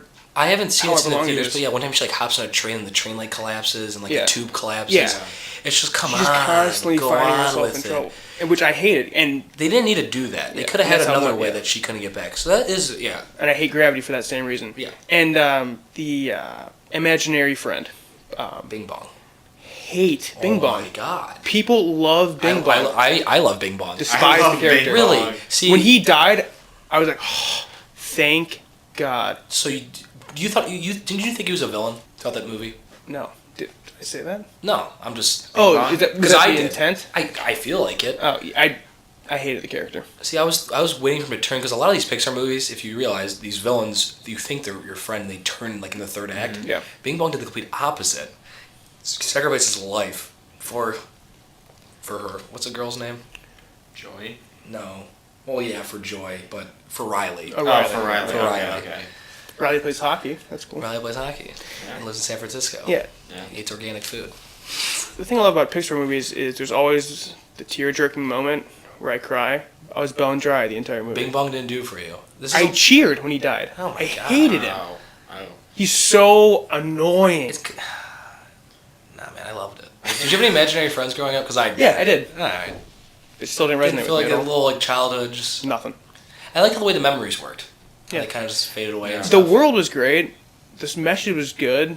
I don't know. I just didn't. The only didn't love it. objection I have with it is it's gravity inside out. Yeah. Gravity in your head. Which is upsetting. But besides that, I don't know. I really love this movie. And if we're going Brave, Brave was good. I'll just leave it at that. It's Brother Bear. Never seen Brother Bear. Yeah, one of the brothers turns into a bear. It was a Disney movie that came out in 2004. Oh, I'm familiar. I've Yeah. never seen it. Oh, I'm updating the viewers who aren't aware of the douchebag. But yeah, so I felt a lot of Brother Bear in it, which I don't like Brother Bear either, so that was kind of upsetting me. Phil Collins now, right? Does he do the music? Yep, he does do the music. Wow. How about that? I was watching previews for it because I was on my AT&T U-verse, like looking for the movies on demand. I can charge my dad's credit card, and Brother Bear kept on popping up. And so I was like, don't want to see this. I watched the previews and I was like, oh, they made a point to point out Phil Collins, is out here doing the soundtrack. The goat. Yeah, trying to do a Tarzan thing, I guess. Oh, for sure. For sure. 2.0, but I cried in Brave really, what scene? when the mom turns and I can't remember her name. Who's the main character? The problem with this is that the names are wild. Anna? Yeah. When she turned back and she's holding her, and then you just see the human hand come up. And Yeah, I'm a sucker for a good old parent movie. You know, and the nice thing about this movie is there's a message for the daughter and the mom both watching this movie. Mm-hmm. So that's cute because you can imagine a mom and a daughter seeing this movie. The empowering female heroine. Yes, she fights she's her a dad beast. at the end. Yeah. You finally get a female lead in a Pixar movie. Mm-hmm. And I liked her a lot. And I do like her a lot. She was charming. Mm-hmm. I like the red hair. The triplets were hysterical. They're very They very turn into slapstick, but bears they're and very they're funny. cute as shit. Mm-hmm. I'm a sucker for accents and big bushy red hair. Merida. Merida. Merida. How American am I? Yeah, I liked it. I didn't think I was watching a Pixar movie though. It felt either Disney or maybe even DreamWorks. Okay. That's kind of my thought behind it. I thought I was watching a DreamWorks movie. It just didn't seem like this kind of would be. Doesn't have the same Pixar. magic. It's filled with magic. I'm like, what are you talking about? Doesn't have the same What magic. was the dragon movie with the How to Train Your How to Dragon? That's why I felt like I was kind of like. Yeah, I agree with that. And that's probably the fault of the setting being a fantasy movie. Yeah. Or And the Pixar hasn't done princess anything movie, like that. Pixar usually doesn't do that either. Mm-hmm. It was good, but it didn't do it for me like the other ones. And I really do like Inside Out. Like I said, it was my second favorite movie of 2015. So. All right. You good to vote? Yeah, I'm ready to vote. Keegan's first. I'm gonna go Brave. Yep. That's incredible. Inside Out didn't do anything for me really. If I go back, I'm sure I'll like it a lot more. But upon first viewing, didn't love it. So I'm gonna go Brave. I'm Inside Out pretty strongly. Like you said, Bebop. Bebop? Bebop? Bing Bong. Bing Bong. Bebop. Bing Bong is the X Factor here. He's so good. I love how he's quirkiness. He's like part elephant, part something. Rainbow, it's yeah. fun. I like Amy Poehler and Bill Hader and Louis Black. Then It's a great cast. But Mindy Kaling for Discuss. Mindy Kaling, yep. And then Phyllis Smith. Mm-hmm. Sadness. Yeah, I'm gonna go Inside Out here. Sorry, Keegan. I can't believe you don't have a heart when it comes to Bing Bong. Literally, I was in. He's literally the only person I've ever heard that doesn't like Bing Bong. That's what's didn't weird. Literally, I was in a theater crying with my sister, and she was making so much fun of me. But she didn't understand. She was at that age and didn't understand how touching that was. And Yeah, it's another good movie. It's like Toy Story 3 themes about growing up. yeah, Kinda about letting go. growing up, and I'm growing up, and that touches me. I'm not, Where did it touch you, Mitch? I think it's I think it's one of the best themes in any of these movies, and it's super apparent. But I don't know, didn't love it. It was not a best original screenplay, which isn't supposed to sway you in any way, but I'm just stating facts. And it's not going to sway me. I know. Maybe once I watch it again, it'll sway me. You know what was also not a best original screenplay? I don't care. Boyhood. Terrible screenplay. It's so boring. Gosh, Fuck Boyhood. Boyhood came out here. All right, the 6-11 matchup, Finding Nemo versus Finding Dory. Soon to be the Finding trilogy. Jesus. You guys like Finding Dory? I did. I liked it a lot. But it's the same thing how I feel like this year's 2017's Beauty and the Beast. I really liked it. Did not need to be made. I think Finding Nemo is Finding Nemo is a pretty perfect movie, and it ended well. It tells its entire story in those 130 minutes or whatever it is. That's way too long. 130 minutes. I've got an hour and 30 minutes. Yeah, and Dory wasn't a character that I think you could build an entire movie on. They managed to do it, but yeah, she's not as strong as Marlin is or as Nemo is. No, she's just a funny little side piece that She's your side piece. She's my side piece. Well, Ellen's awesome in it, though. She's great. It's one of the best voicing performances in this whole Pixar thing, which is why Finding Nemo is so good. It's not even a point for Finding Dory, really. Yeah. But I did not like Finding Dory that much at all. It crushed. It did crush. Highest grossing animated movie ever, I think. I got the numbers right I here. think that has to do more with the times we're living in right now. Yeah. Yeah, I just don't really... I haven't really liked a trilogy as sequel to a Pixar movie, minus the Toy Stories. This one just felt way too close to the original one, too. Yes. Or like the Toy Stories, they've kind of all been a little different. Mm-hmm. Yeah. This one was basically the same movie, which I get it because it's called Finding. But I don't know. They didn't have to necessarily follow that structure. I like the additions they had. Idris Elba as the seal was really good. Caitlin Olsen as the huge whale was really good. And then Al Bundy as Al Bundy, or the guy who plays. the two people from Modern Family. What's his first name? Isn't it Hugh O'Neill? O'Neill. Ed O'Neill? Ed O'Neill and Phil from Modern Family. Ed O'Neill. No, Phil from Modern Family. Really? He's in it too? He's the white whale. What's his name? Ty Burrell. Ty Burrell. Yeah. Burrell's So awesome, yeah. everyone they added, I forgot he was that character. everyone they added was really good. It's just the story was too similar and didn't. It made $1 billion, but not more than Toy Story 3. Okay. I think the overall idea of the story is very similar, but what they did is very different. A different idea of the aquarium and kind of that whole line of who the different characters are was very smart, and I think that's what Pixar does really well. Of it's kind of following the same thing, but they do a good job of making differences in both the movies. Mm-hmm. But I think what really comes down to is the reason why Finding Dory is even around is because how well Finding Nemo did. Yeah. And there's no way it's going to be Finding Nemo. And we've been talking about animation a lot, how it grew and progressed. Finding Nemo, it took that jump that it's been at since. And the water's unbelievable. It's a beautiful movie. Yeah.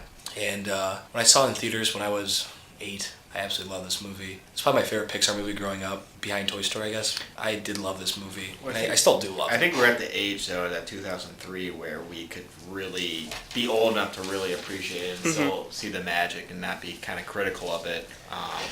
Other than the Toy Stories and The Incredibles, I think I've seen Finding Nemo the most. Yeah. My grandma loved this movie. She would always put it on for us. I remember sitting in theaters and just blowing my mind on the underwater scenes. And also a really emotional opening scene. Yep. Yeah. That really, the first time I saw it, it kind of distracted the whole entire rest of the movie because I felt so bad for Marlin still. Yeah. Yeah. Because it's he should have more kids. He shouldn't even be worried about Nemo being lost because he should have all these kids. Yeah. But and I think the scenes in the dentist. I think we even I was about to get the whole entire being in the fish tank at the dentist's office. We didn't even get to, and that's very great. All those characters and cast is just amazing right there. Yeah. That's Willem Dafoe, isn't it? William Dafoe's Finn. Yeah. I was gonna say that. Yeah. Yeah.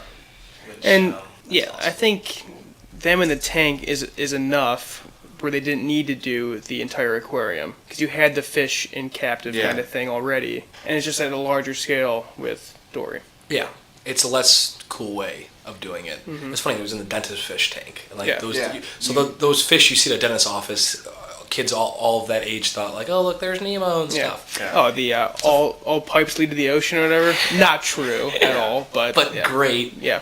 great idea. The Sharks, the AAU Bruce. meeting. I think AAU meeting. AA, just AA. AA. It's not basketball. the AAU circuit, LaMelo Ball. The AA meetings with the Sharks. It's hilarious. Which I didn't get that until I was older. Yeah. I think this is probably the second or third most quoted movie of all the Pixar's. I Touch the butt. I touched the butt. Fish are friends, not food. The Address, which I'm blanking on right now. 1340 Way. P. Sherman Walby Way, Sydney. Yeah. Yeah, P. Sherman. Never mind, I got it. Isn't there numbers? Yeah, 42 maybe. 42. Yeah, 42 Walt Way Way, Cindy. P. Sherman Walby Way, Sydney. Yeah. Yeah, well, Never mind. still got it. Smiley can still a trap, kicking on. Yeah. Yeah. That turtle. Crush. Crush, the man. Yeah. The squirt, the man. He captured a whole generation's love for sea turtles. Yeah. Yeah. Let's be honest. Yeah, this was Everything huge. works. It was huge. Yep. Finding Nemo kind of took over the world for good reason. 99% Rotten Tomatoes. Only 2 negative reviews. Those people are assholes. Assholes. Yeah, those people probably dead now. They should be. We might lose our podcast privileges on Apple Music. Yeah. Apple Music. They suck. Yeah, do you want to vote? Because we're going to talk about Finding Nemo again. Yeah. Yeah. Okay. Yeah. What's the order? Order is me first, then Mitch, then Keegan. I'm going Nemo. Finding Nemo. I will also be going Finding Nemo. Me as well. 3-zip. How many The first round wasn't difficult. sweeps do we have? Everything was a sweep, but Toy Story 2 and up, which that makes sense. And Toy Story 2 won, which I was surprised Ended up about. changing my mind up. Keegan Yeah. flipped. And The Incredibles Monsters Inc. was close, I think, for all of us. I actually feel bad that was a sweep because The Incredibles is so good. Yeah. But I think The Incredibles wins like 8 other matchups if it's not against. yeah, Incredibles could easily, if it's an easy bracket, could maybe make a way to the finals. Yeah. In my eyes. But it ran into a perfect movie, Yep. which they're... And there's like 7 perfect movies in this And bracket. it's So crazy Yeah, that Monsters this Inc.'s a 10. That Yeah. is also crazy. That That is wild. crazy. That is nuts. Do you think that has to deal more with when it came out, or See, I'm not sure. I don't know. It doesn't make any sense that that movie would, be 10. you got to rank them somehow, I guess. I don't guess know. so. I guess so? All right, we're on the second round. We have Ratatouille versus Toy Story 2. The order, I'm the tiebreaker vote. So that's fun. Not. A lot of this might come down to just what I've seen more, Yeah. what I'm more familiar with, I which is love a that. shame. Or the John Ratzenberger. The John Ratzenberger factor. Yeah. What's his role in Ratatouille? I just saw it. He's one of the waiters, so it's not that great of a role. He's like the opening of the restaurant waiter, the Gusteau's. He's like the main waiter. That's his. But like everyone's talking a French accent, kind of. So it's out of place. so like his voice is not well defined as what it usually is. Oh, so he's trying to talk in a fresh accent. Yeah. Fresh accent. Yeah. That doesn't sound. I didn't even realize it was his voice. Yeah. No, I didn't either until like I went on Wikipedia and like oh, what movie? So is he confirmed in all of them? Yeah, he is. Yeah, he is. Is he in Coco? Yeah, but I was watching like a Easter egg thing on Coco, and no one has yet to hear his voice, but he's credited. People think he's on a train, but he's doing like a weird voice, I guess. Okay. He's probably trying to talk into He's it. the flea in Bug's Life. Toy Story, he's Ham. The flea, like the 2 little guys? The guy that conducts the circus. Yeah, that conducts. That might be his best role. That's a hot take, but And it's hot with fire. I'm pissed off that Bug's Life had to play against Toy Story 3. Because we were in a room full of Bug's Life fans. Yeah. I felt it. Sorry, Bug's Life is so eliminated for this bracket. Back to Ratatouille versus Toy Story 2. We're just trying to dodge this so much. yeah. Okay, I'm going to start trying to say negatives of these movies because there's not many. Yeah. I don't like the love relationship between Luigi and... Is his name Luigi? It is Luigi, right? Luigi. Yeah, it's Luigi and the girl. I don't know her name. I don't like her that much. I don't love that relationship. She's about to spring with Mace, which is kind of funny, but then they kiss, and all of a sudden they're like in love with each other.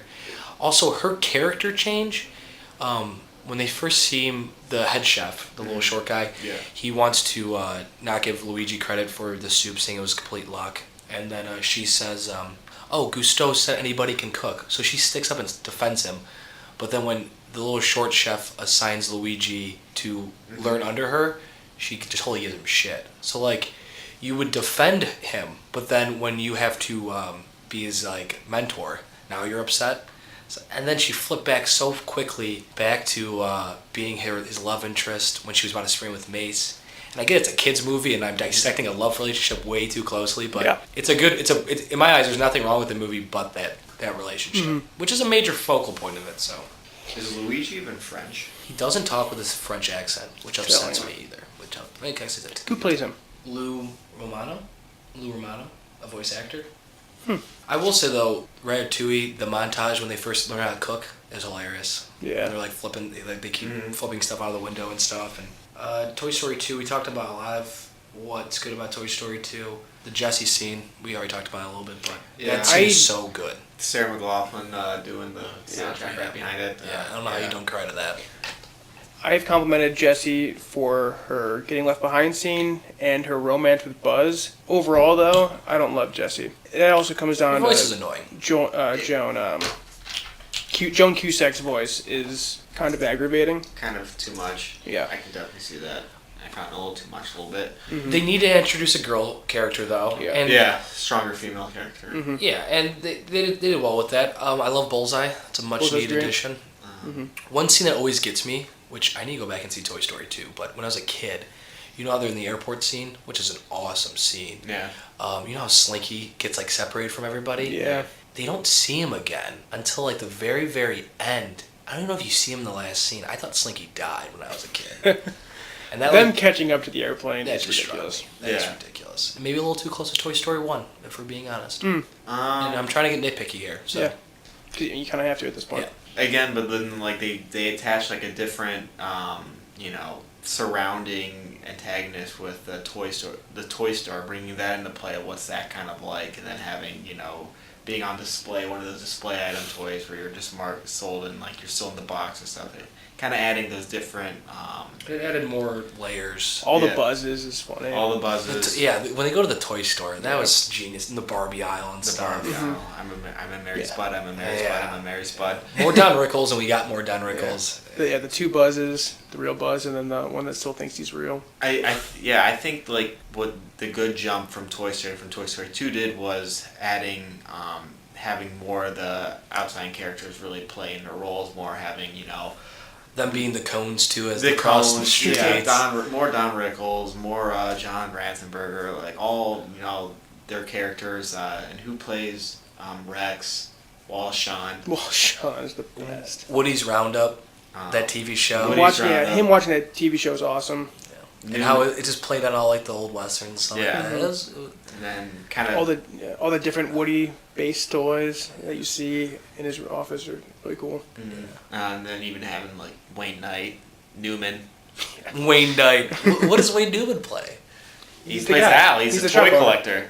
Oh, he's Al? Yeah. That's genius. Yeah. It's perfect. Wow. It's literally good for them. Pixar always brings it. It's literally just like I had no idea. Newman. That's awesome. Pixar, Toy Story. It really, You know this was supposed to be a direct-to-video? Yeah. But it was so good, like, I was putting it in theaters. Thank God they did. Because Disney at that time was pumping out direct-to-video movies. And I think in the original agreement with Pixar, there was, like, Disney had the ability to do direct-to-video movies. And then once this was so good, they just kind of stopped doing that. Yeah. Thank God they did. They saw the profit in making sequels, which we are still living in this world. This movie was also so good that the Academy Awards decided to make a Best Animated Feature category after this movie, realizing what Pixar is doing is not a fluke. Yeah, Pixar ran train in that category for a long time. But it's kind of been Disney's way now, but yeah. Wheezy, I like the character Wheezy, the penguin. Yes. We haven't talked about him yet. He's good. I think, am I ready to vote? Or I'm do ready you to want to vote. talk more Ratatouille? Mitch, if you have things to say, let it rip. I don't think I do. I think Ratatouille just does a really good job in the message, and I guess we should talk about message behind it, because these are kids' movies, and at the end of the day, the message is important. The message of Ratatouille is chase your dreams, no matter the odds. Well, I think didn't Igor, the film critic, kind of Ebert? Ebert? Is it Roger Ebert, yeah. Roger Ebert. His character kind of explained it like greatness can come from anywhere, and I think that's kind of plays in that, like, it doesn't matter who you are, you can aspire to whatever you feel, what you want to do. And I think that Actual critic. I was going real life movie critic, but the food critic. the food critic. Yeah, Yes. That's what I'm getting at. That's because Igor. Sorry, you're that's right. what I thought. Is Yeah, you're Igor? Yeah, no, that monologue is so damn good. Oh, when he bites the food and he sees his childhood again, it's like, Oh man, I forgot about that. Now all of a sudden I was gotta go Toy Story 2. Now I'm back to the Ratatouille scene. Yeah. You're right. That monologue and that scene and how they said like he didn't say anything. He just kind of sat there and asked simple questions. Yeah. And you're like, maybe he's not going to like actually like it. And he sits down and writes that piece. He Yeah, loses his job over it. Loses his job. It's just. God damn it. It's his voice is perfect, and it just. look at the feet on your face. I'm the deciding You vote realize too. how- I have nothing. Man, you're right. Yeah. Am I starting this one? You want to vote? Because now I'm confused. The message behind it is... What's the message behind Toy Story 2? Is there a message behind Toy Story 2? Play with your toys. It's Growing up is sad. It's about I guess no toy left behind, like childhood innocence. Yeah, it's about the losing of childhood, I guess. It's about like real life like issues that kind of it's part of growing up, and then they just kind of play into that in the toys perspective, and your favorite toy gets broken, and toys get left behind, and mom has the yard sale and stuff like that. I think they just go off of like normal life, and then they play it through the eyes of a toy. Yeah. No, and like the toy is the perfect concept to capture your childhood because, I mean, growing up, you play with your toys all the freaking time. They're basically a part of you. Everyone has your favorite toy. And then by the time you're 14, you know where your toys are. Nope. I literally have no idea where my toys are. They're probably They're in a bin in the basement. Bin in the basement. Yeah. So the fact that I don't know if Disney even thought about that at first. I don't know if they were just like, we can animate toys well, and they kind of stumbled into this genius concept of capturing your childhood through the eyes of toys. But yeah, they killed it. All right, ready to vote though? Yeah. I pulled the sheets up. Yeah, I think you're first, Mitch. I'm first? Yeah, Mitch is first. Ratatouille or Toy Story 2? Alright, well, I think after my last little spiel about Ratatouille, I think I'm going to go with Ratatouille for this one. I think the ending is just perfect, and the message behind it is just really well done. I have now swayed myself twice on Toy Story 2. I'm going to go with Toy Story 2. Okay. It's a great sequel. And I guess it's unfair because Toy Story 2 has a movie to build off of, but it did it so well that I'm going to go Toy Story 2. Man, I was ready to vote, and then Mitch brought back up the critic thing and got me thinking on it. And Toy Story 2, though it has a lot of heart, I don't think it has one concept that they capture very well. Where Ratatouille just nails it. So I'm going Ratatouille here. That's fine. Yeah. 2-1 Ratatouille. Plus Toy Story will get its day. Okay, so next matchup, 5-seed Toy Story 3 versus the 4-seed WALL-E. When we first did the bracket, I saw this matchup happening, and I said, I don't know how I'm ever going to decide who to pick here and how to make a point of why I'm picking a movie here. So I've kind of spent the last week really focused on this matchup. You have one movie in WALL-E, which is a perfect movie, high concept for a kid's movie. And then you have Toy Story 3, which arguably wraps up the greatest trilogy in film history. And they know how to send out their characters in the right way.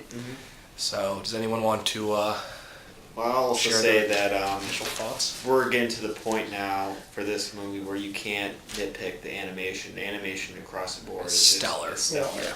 So there's just no, character-wise and like how it looks. It all looks amazing, and I think even the scene in WALL-E where they're outside the spaceship is just like, wow, whole new world out there. When the fire extinguisher and stuff. Yeah. That's crazy.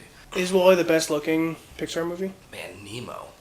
Yeah, Nemo's great. And it's crazy that Nemo still holds up. Coco, we're not going to get to it. I haven't but- seen it yet. So. I think Coco is probably the best looking one. One shot in particular in Coco is like mind blowing. Yeah, we'll get to that later, but yeah, like I said, I'm gonna try to get into what I don't like about these movies, which is gonna be very tough, but things I have against it. WALL-E, I literally sat there after I watched it, and I couldn't think of one thing I have wrong with it.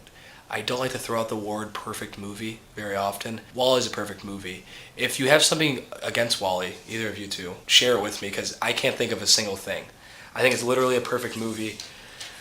Where Toy Story 3, I have a couple things. I already touched on the Prospector and Lotso, which is actually a big red flag. They both talk with Southern draws. They both seem like good guys at the beginning and turn late. Yeah. They both have the same... Bigger than the other two? Yeah, both bigger. Yeah. Lotso has the same exact montage as Jesse about getting left behind from Toy Story 2. Yeah.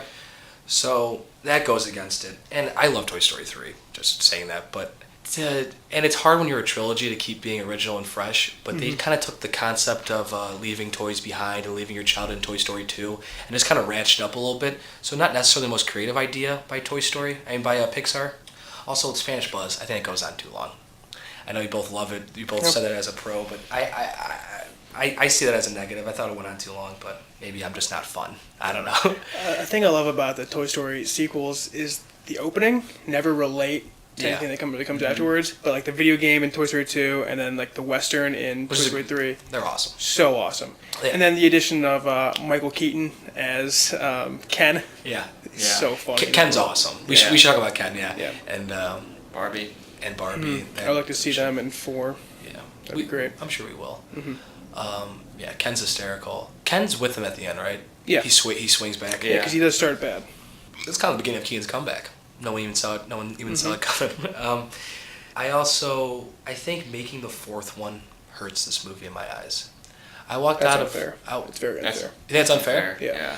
Well, you're like the college football committee. You haven't seen the 4th one yet. I know, but this is wrapping up the trilogy. It's perfect. Do you even know what the 4th and the way one's they end about? It's about Woody trying to find Bo Peep. Yeah. I think, and it just hurts it in my eyes, because if this is the mic drop end of it, this is what you have with Toy Story. It leads off at the perfect point where the whole entire Andy thing is done, and now you still have a future with the toys. Where they're going to go from here is, are they going to do the same exact thing where, what's her name, gets older? Remember. She gets older and... Alright, what if 4 comes out and it's incredible? Then you give credit to Toy Story 3? No, because a lot of thing about... It's different if it's a bookend. And it was like just the perfect ending to a trilogy. And now if it's no longer that bookend, if it's just in the middle of it, and you have this kind of like concrete ending. And I understand Lasseter said that, well, we just finished Andy's trilogy, and now we're going to start a completely new trilogy. And I get that concept. So I guess in a way it will always kind of be that bookend. But the fact that the last scene I'm not going to see in a Toy Story trilogy is the cut up to the clouds. Toy Story franchise. Of the Toy Story franchise. It takes a little bit out of it. And I'm getting nitpicky here, like I said I was going to. And then another thing is, I'm not crazy about the aliens saving the day with the claw. It's funny that they use the claw to save the day. And I don't know what else they would have done differently, because that scene where they're all holding hands is awesome. It is kind of Deus Ex Machina, isn't it? Because we never see the aliens before that. No. It'd be one thing if... I do like the inclusion of Sid as the garbage guy. Yeah. That's good. They do a really good job coming full circle with this. I mean, yeah, like the so long partner, Woody, saying as the car drives off is, if you didn't cry before when they were all holding hands about to get burned by fire, then you're crying then. Yeah. I like how Lotso didn't turn. That would have been kind of weak if Lotso hit the button at the end. Happy that happened. I like how they're breaking out, kind of like it's like an Ocean's 11 type thing almost. Yeah. Breaking out of the jail. That's fun. I mean, they do a good job in touching on other humorous parts. I remember the scene with the army guys all making their escape because the army men are the first ones to go. Army men are the first ones to go, and I'm sitting here with my mom watching that the preview scene, and I'm like, she's like, yep, that's totally true. Like those guys, they get trash first, and it's touching points and about life. Touching points. And them playing with the toys at the end is so good. Yeah, it's just tough. It's really tough. The sandbox with Mr. Potato Head and him having to spend the night in there or whatever. Yeah, the tortilla. Yeah. Oh, him going to the tortilla. I forgot about that. That's so funny. Turns into a pickle too. And you talked about Toy Story 2 kind of expanded the cast. Yeah. They did a really good job of keeping each character really, really involved in this movie. Yeah.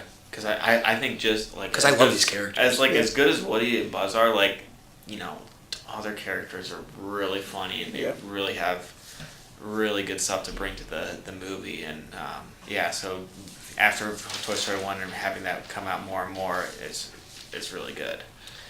Yeah, got nominated for Best Picture. Should throw that in there. Which only 3 anime movies have ever done that. Up, that, and Beauty and the Beast. I guess back to WALL-E. Yeah, it's a high concept sci-fi movie at the end of the day still. It's a really good look at modern day society and our attachment to technology. At the same time, still feeling a kid's movie, at least enough. The robots going haywire is pretty funny. There's not as much humor in this as other Pixar movies. It's a lot cuter. I think the cuteness. Wally's cute as shit. Yeah. With just the eyes whole and stuff. eyes and like how at the end where Wally, you know, because he has his new like memory card and stuff, he's not Wally anymore. Then because with Eve touching him again, She kisses him. Oh God. And even post-credit scene, how they do the paintings on the caves. Yep. Showing how human civilization thrives back. in the future. Yeah. It's really cool. It's just gonna come down to gut feeling at this point. Yeah. So throwing that out there, John Ratzenberger, his role in Wall-E, he was John. Fairly good role. Fairly good role. Fairly He's good the role. only guy who has gets a boner for another female character. Yeah, yeah. Everyone else is just like, I'm just, going to be fat and in my wheelchair for the rest of my life. And they're like, oh, wait, there's girls here too. Yeah. John's the only one. I love, like, we have a pool? Yeah. they found out they have a pool? Yeah. The fat people are funny. Yeah, they start tumbling down. It is pretty funny. This shit's like, And the babies. Oh yeah, she swings him up. Like, John, I guess we're going to have babies. And she swings him forward and he catches them before they die. Yeah, I think, That's cute. Kind of the slap-happy visual humor is very prevalent in Wall-E, and then, because, the main characters don't talk, they just say their name over and over again, compared to actually slapstick comedy of one-liners and Toy Story is all throughout. Mm-hmm. So, I don't know, it's kind of just what you like. Yeah, and these are both phenomenal movies. They're top 40 for me, both these movies, I would say. very good. What's who's picking first? Who's got the last one? Keegan's first, I'm second, Mitch is last. I'm gonna go Toy Story 3. Just going with my gut here. I've seen it more times. I love it. It's a perfect bookend. Watching it before going to college really hit me hard too. I think we're the perfect age for it. Kids these days, I don't know if they have as much attachment to toys as we did. That's true. Yeah, just love the movie. Like I said, I guess a lot of it has to do with the Lotso and Prospector. Because it comes down to literally splitting hairs here, and that is a red flag, where Wall-E doesn't. I think Wall-E's a perfect movie. So, I'm going Wall-E. Oh, wow. All right, Mitchie.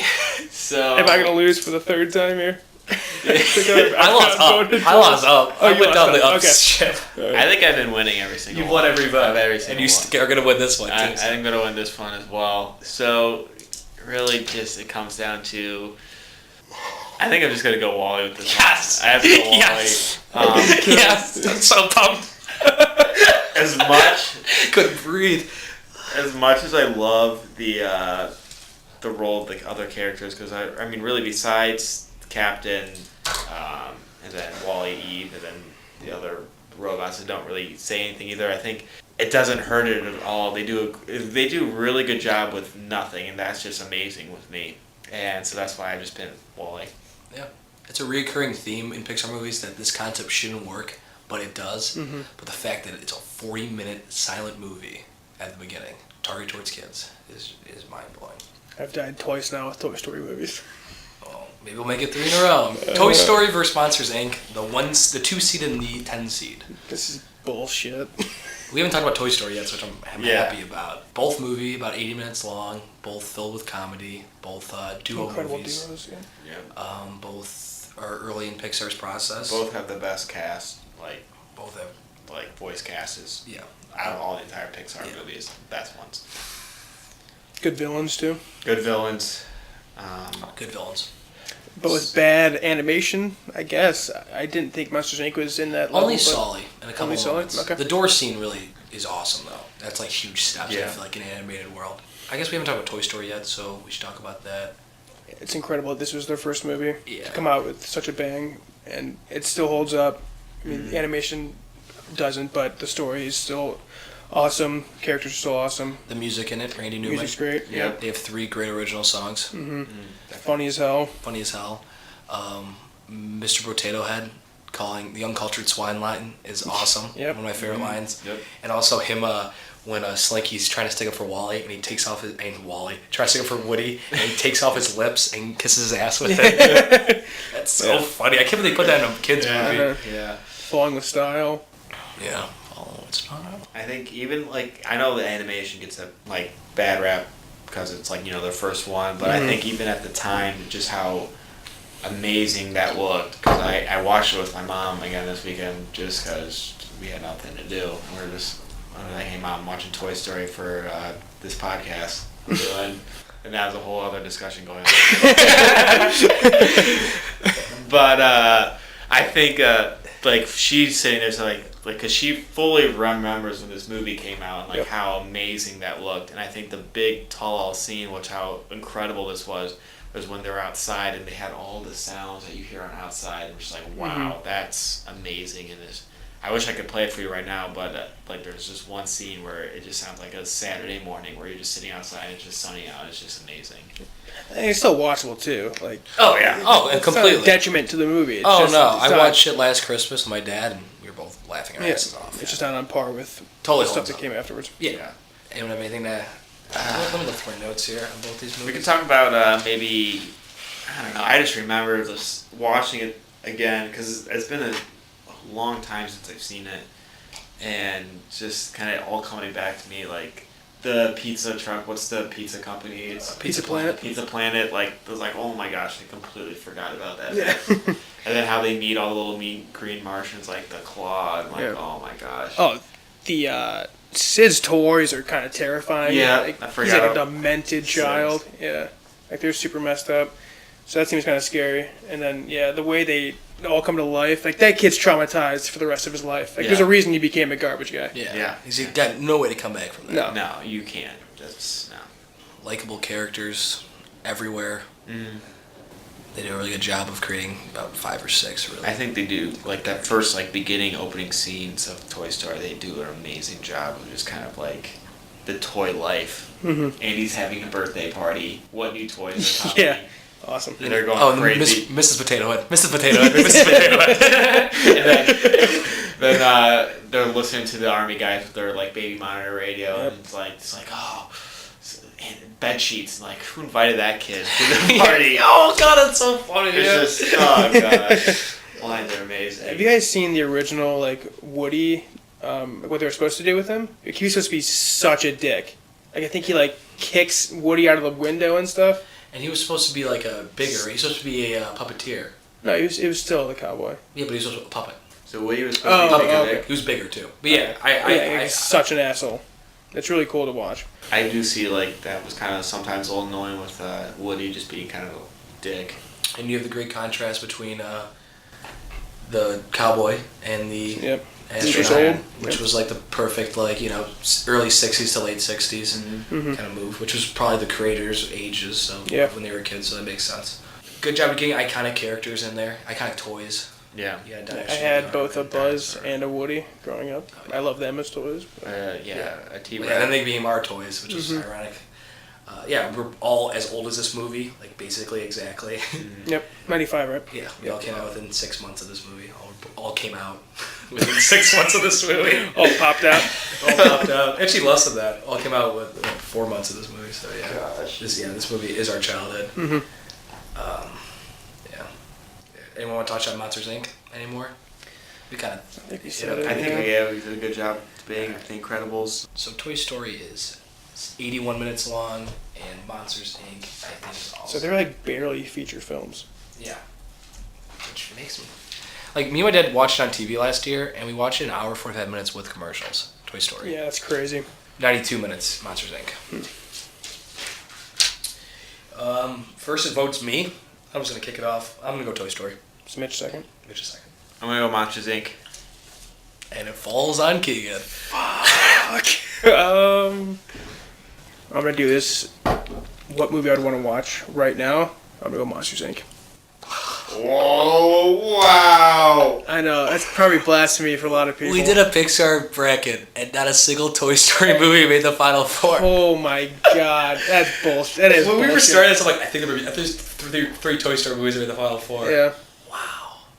Alright, so we're going to rank Toy Story movies right now, because now I'm curious. Toy Story movies? Yeah. My favorite is Toy Story. I'm going 1, 3, 2. Going 1, 3, 2 also. I'm going to go 3, 1, 2. 3, 1, 2. Alright.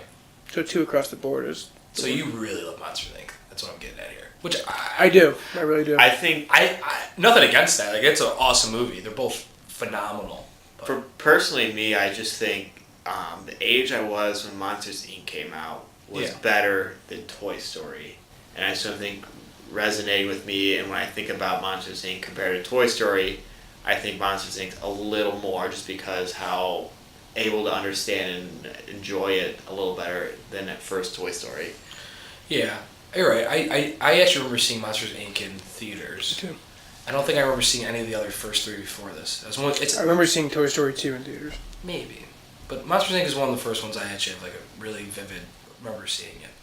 Also, it was a really good video game. Anyone play the Monsters Inc. video game? No. Remember the Toy Story video game, which was fantastic. Toy Story video game is also fantastic. It's true. All right.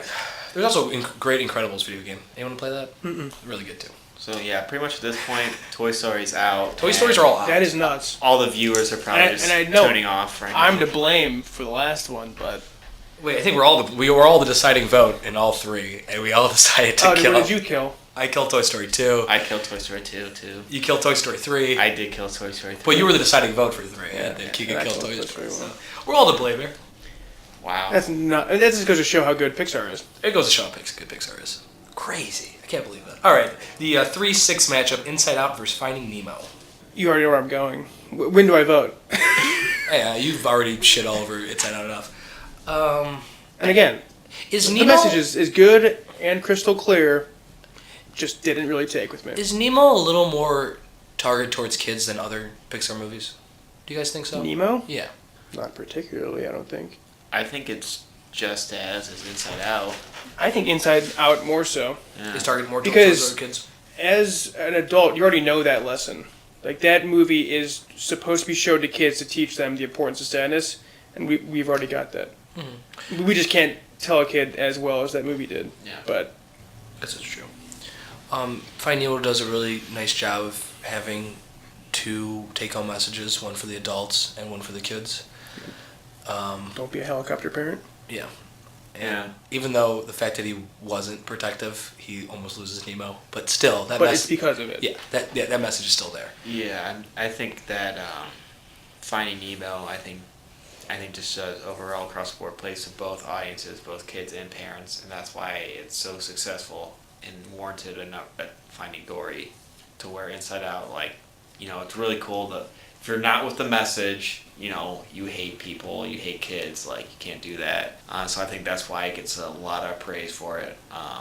But stacked up against this, it's just, it's not even And showing the other emotions in other people of Inside Out is hysterical. Yeah.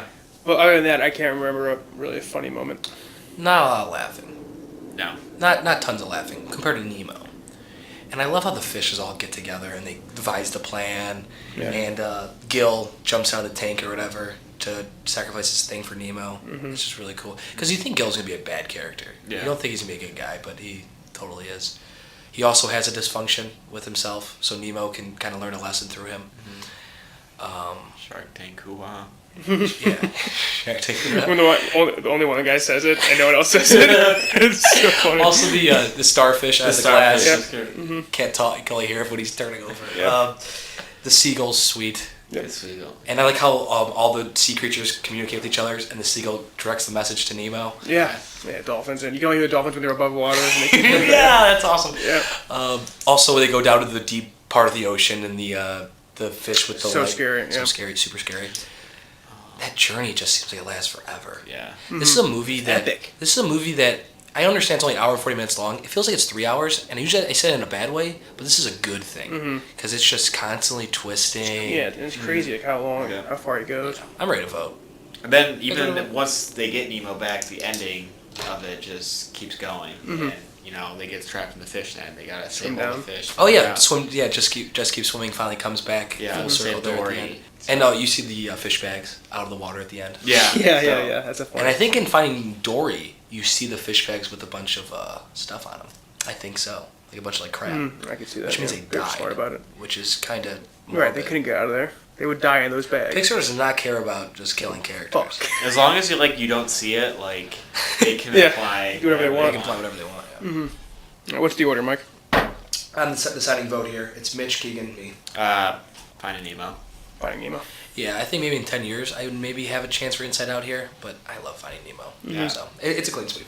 I think we all would have took Toy Stories, all three of them, over the Inside Out, right? Yeah. Oh, yeah. So it just happened to be matchup. Yep. Yeah, this is really comes a matchup and how, and honestly, it kind of makes it a little easier, I guess, for the, I don't know, we're in the Final Four right now, so only gets it easy as it goes. Yeah. Can you give me the matchups again? Yeah, the Final Four is Ratatouille versus WALL-E and Monsters, Inc. versus Finding Nemo.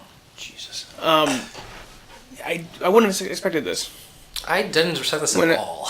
When I would do this in my head, it was always like Toy Story 3, Incredibles, which I picked over. I don't know why I put them in the Final Four, but like another Toy Story and WALL-E.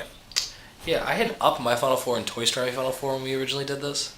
Like when I was picking my own bracket, neither of them are here. So all right. Well, Ratatouille versus WALL-E. Crap, I have the deciding vote on this. Yeah, Mitch has a deciding vote, and then King has a deciding vote. So I don't have to make these tough decisions. You're the final. I think at the final one we should write it down. I think I have mine for this already. Or should we do it? No, let's keep. I'll be the deciding vote for the final one. We'll keep with the tradition. Okay. Anyone want to take a shot at this? Ratatouille or WALL-E? They wouldn't feel strongly one way or the other. WALL-E's cuter. Ratatouille has talking. Yeah, and Patton Oswalt. Pat Oswalt. So good. Patton Oswalt's really good. Man, I love WALL-E. I think that's showing. I respect one more than the other. What it did. I would agree, and I totally see where you're going with that. I don't have much to add for these two movies. Like, yeah, I think we debated these enough, and I think King going as to the respect for one movie and what it did.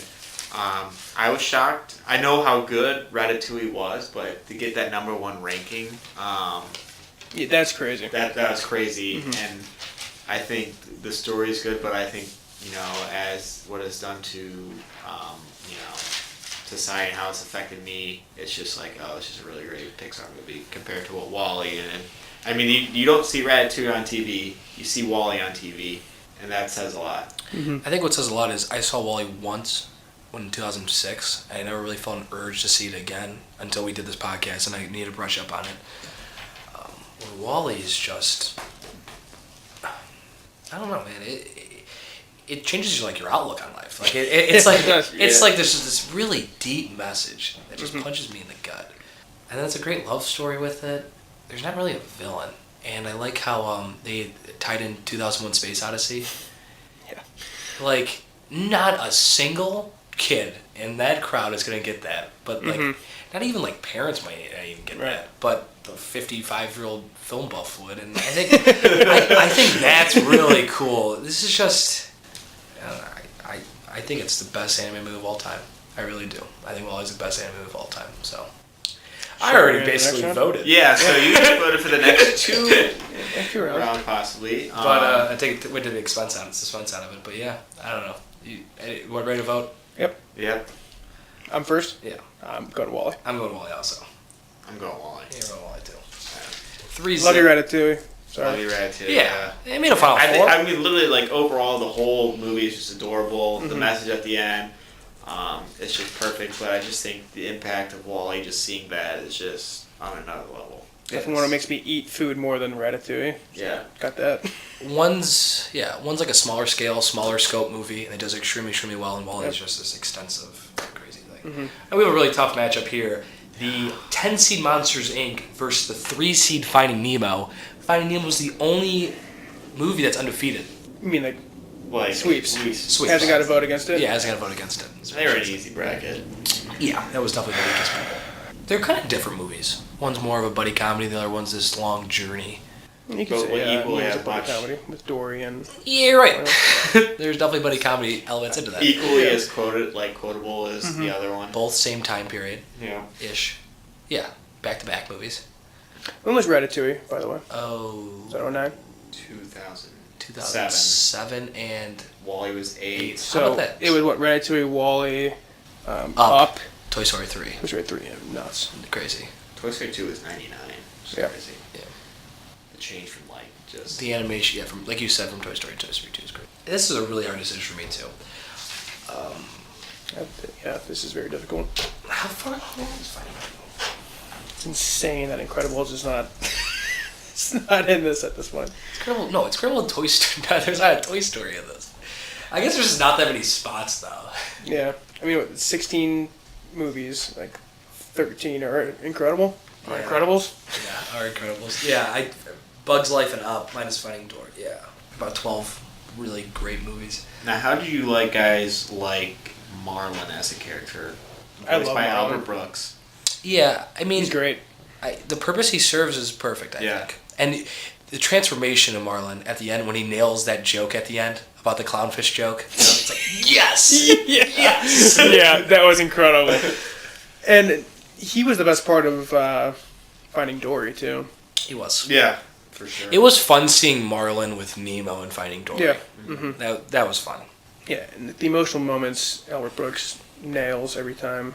You feel his heartbreak throughout the entire movie. You just feel so guilty. Because we know how it would be to lose your child, you know? Exactly. We can really relate to as that. 13-year-olds at the time, even 8-year-olds probably. As 8-year-olds.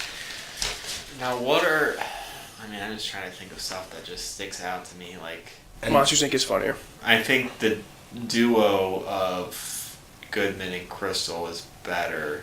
Even though how funny Ellen DeGeneres is, her character as Dory, I think that Sully and Mike Wazowski is better. I agree. Yeah, it's a better duo. I find Dory kind of annoying at points.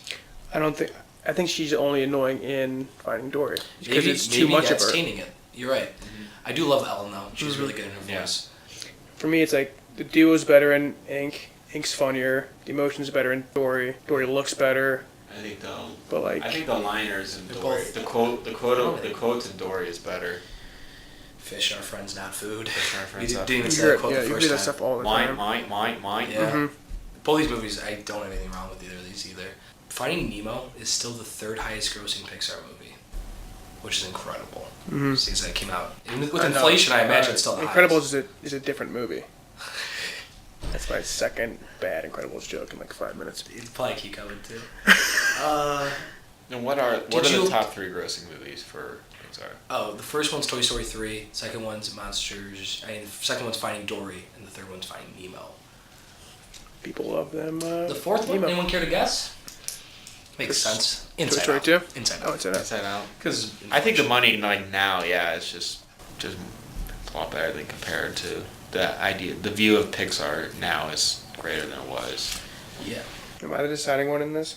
You are. How do you guys feel about the villain in Monsters Inc., the spider one, the spider guy? I'm going to bring that up in our Coco review. Oh, yeah. Oh, I think he's really good. you're going to bring up a similar point that I was going to bring with Coco, yeah. He's good. He's He is fantastic. good. I like how he's a villain, but you Hidden. totally understand his thought process.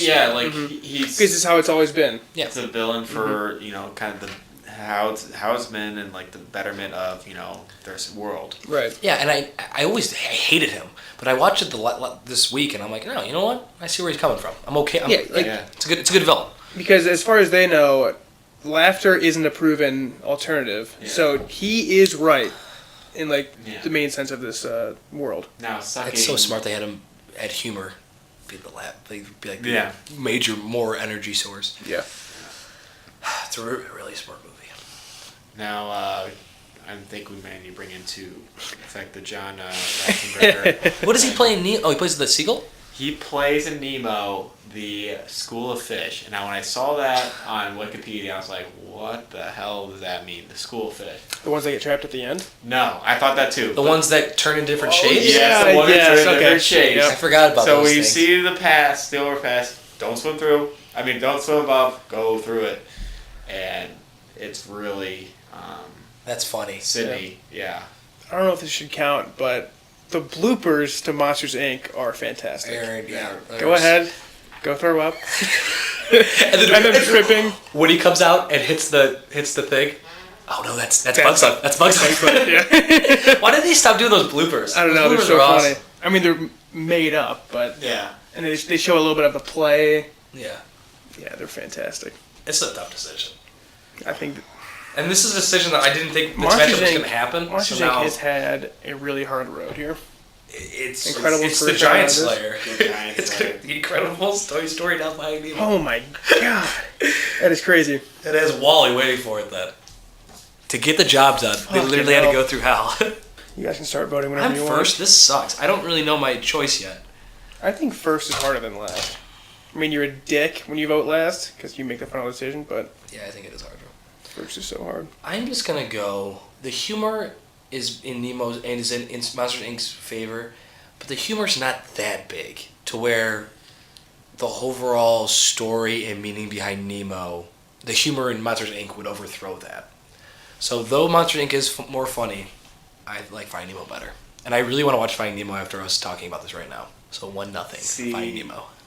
I really want to watch Monsters Inc. We're talking about this right now because I'm just like thinking about like I think Billy Crystal's character, Mike Wazowski, he is hilarious throughout the entire thing, and his one-liners are perfect to where Finding Nemo doesn't really have that a whole lot, but at the same time, Finding Nemo, I think the characters all around are better or kind of inside of that world of like. It's a little different because it's kind of like, the ocean, what we see in there, where something made up as Monsters Inc. It's very cool and interesting. You can't really get it's one of those things where like, I don't know how this works, but it really works really well. So I'm going to go Monsters Inc. Fuck. Wow. I will say this, we haven't brought this up yet. If you didn't have me, or you didn't have you, the Monsters Inc. song at the end, where they sing a duet together. Nothing. And if I didn't have you, I think best original song. That song's awesome. Is that Randy Newman again? Randy Newman wrote it, but John Goodman and Billy Oh, are you Crystal serious? sing it. Yeah, listen to it afterwards. What's the sound? What's the soundtrack in Finding Nemo besides like the big ocean scenes when they're swimming around like nice? Oh yeah, symphonies and It's stuff. Thomas Newman did it. Randy Newman's brother and son. I think it's son. The best is Bug's Life song. I'm a bug. You're a bug. It's just like, it's the dumbest thing ever. Yeah, I think they stopped doing songs with Nemo. Okay. Unfortunately, because they were always pretty good. But maybe I'm a bug thing kind of just ended. I remember that barely. It's so bad. It's terrible. It's so bad. We didn't get into the ants Bugs Life debate, but who cares? Whatever. Thanks for delaying this a little more for me. Something for you to think about. It's 1-1, Keegan. No pressure here. Yeah, you just could ruin the whole podcast. I'm gonna go Monsters Inc. Oh. Yeah! Oh my god, I can't win anything. Man, I was perfect. I don't feel good about it either. I haven't felt good about a couple of these. Alright, so we have a 4 versus 10 matchup. Wall-E and Monsters Inc. So, for me, when it comes, we've talked these movies to death, but what really comes down for me is that I just don't think Wall-E, I don't like the idea of Wall-E being the greatest Pixar movie of all time. So for that, I can't vote for it. That is wild. That is okay. I will say it's not the most Pixar movie. It's weird to pick that. But we're not trying to be here. When we were debating, I realized I actually really love Finding Nemo, and I was going to pick it over Wall-E as we were talking about it.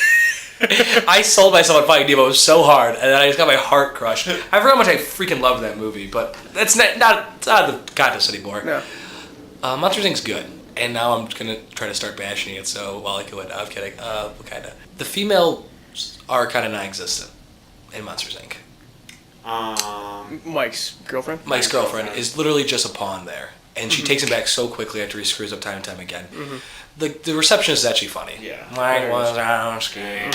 She's funny. And then I guess Boo's good. So the only big objection I have is Mike Wazowski's love interest. Or Wall-E has Eve, which is a strong female character. The first of probably Pixar's kind. She's got a sick gun that just blows up stuff. Where she's definitely the coolest character, And I love when she's knocked out and Wall-E goes on dates with her. Yes. And tries to hold her hair, gets smashed. And he always just goes, every time she does something. Oh gosh. Or he has the umbrella while she's outside. He gets and electrocuted. He gets electrocuted. And then she sees back the footage later in the movie. She goes back into her memory boards and sees it. Oh god. When Sully thinks Boo is getting smashed on the trash compactor line, That's all time. When he like continues to faint, he gets up. Oh my god! and then faints again. Yeah. It gets more and more ridiculous. It Yeah. catches on fire. Yeah. And there's this one thing with the spikes just rolling over. And we already talked about it, but the ending scene where he opens the door, and you hear, Kitty, Or the Kitty. Yeah. Or I mean, when they get the sock onto the one guy and they have to bring in the guy. de-hair him. 2319. You got a 2319. This is impossible. And I love the world, how they keep track of the high scores. Yep. Yep. Man, it's fun. Scary. It's fun. And then Mike's the best because he's hilarious and he gives his best 5 minutes with that kid. Yeah. Or at the end where, you know how they're trying to open the doors so they needed her to laugh? To open the doors. And Mike jumps on his crotch. Yeah, it doesn't work. And does he look? her eyes. He's like, oh, sorry. No, wasn't looking. He wasn't looking. And then starts crying. Yeah, so he gets all mad. And I love John Goodman. One of my favorite actors. You're deciding, right? Now I'm sort of kind of talking myself all of a sudden into a Monsters Inc. Who's first? Am I first? Mitch's first? Mitch's first. Well, I think I already said it in the beginning. Like, I just can't see Wall-E in my mind being the best Pixar movie out of all these. And Monsters Inc. is kind of, they do everything that Pixar always does well. Yeah. Where Wall-E's kind of just out there on its own. Yeah. So 1-0. Wall-E's a big picture movie, but when I think picture movie, I think comedy and heart and making me cry. And you get all that in a big way with Monsters Inc. Well, there it is. Monsters Inc.'s the champion. Yep. I was going Wall-E. I already showed my head a little early, but I was going Wall-E. I'm not mad with it. Monsters Inc.'s a great movie. There's really nothing wrong with that movie. So, all right. I'm shocked that Monsters Inc. won. It went through a gauntlet of The Incredibles, Toy Story, Finding Nemo, and Wall-E, which makes me think no matter where this thing was ranked, we were going to pick it to win. Would any of us call Monsters Inc. their favorite Pixar movie? I wouldn't. I wouldn't. It's top 4 for me. It'd be like that between that Finding Nemo and one of the Toy Stories. Like I voted against Monsters Inc. 3 times actually. Did you really? Yeah. Oh my god! Refuse to lose! I think me killing Toy Story 3 and Toy Story 2 just opened up the path for Monsters Inc. Yeah. I think I talked myself into Finding Nemo. I think Finding Nemo might be my favorite Pixar movie. I love it. No, Toy Story is my favorite Pixar movie, and then Finding Nemo. But that didn't work out for this. Doesn't matter. Monsters Inc. is the winner. Movie ReBrew's Pixar movie of all time. I'm cool with it.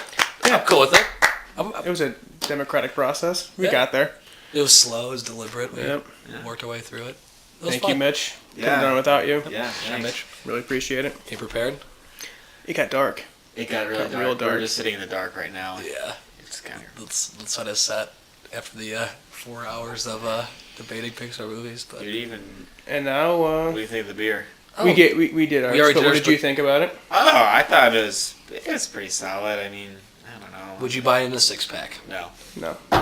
We both said we would Get it on buy it on draft. tap, Yeah.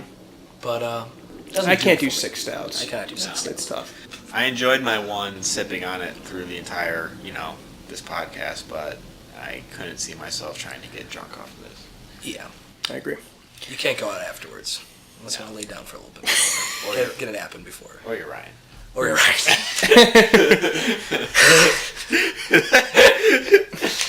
All right. Well, we're gonna get into Coco. Yep, Mitch, the newest Pixar movie. All right. thank you. Well, Thank you, Mitch. for having me on, guys. I Come back enjoyed it. anytime. Yeah, thank you. Thanks again for Mitch for coming on and helping us out with that. Monsters Inc. Let that settle in. I'm happy with it. I Yeah. really like that movie. Yeah, and yeah. I didn't expect it. But I don't think it was any of our favorite Pixar movie, which is cool that we totally came together and did that. Mm-hmm. No Toy Story making the Final Four. That's wild. Incredibles got screwed to start. Almost got screwed.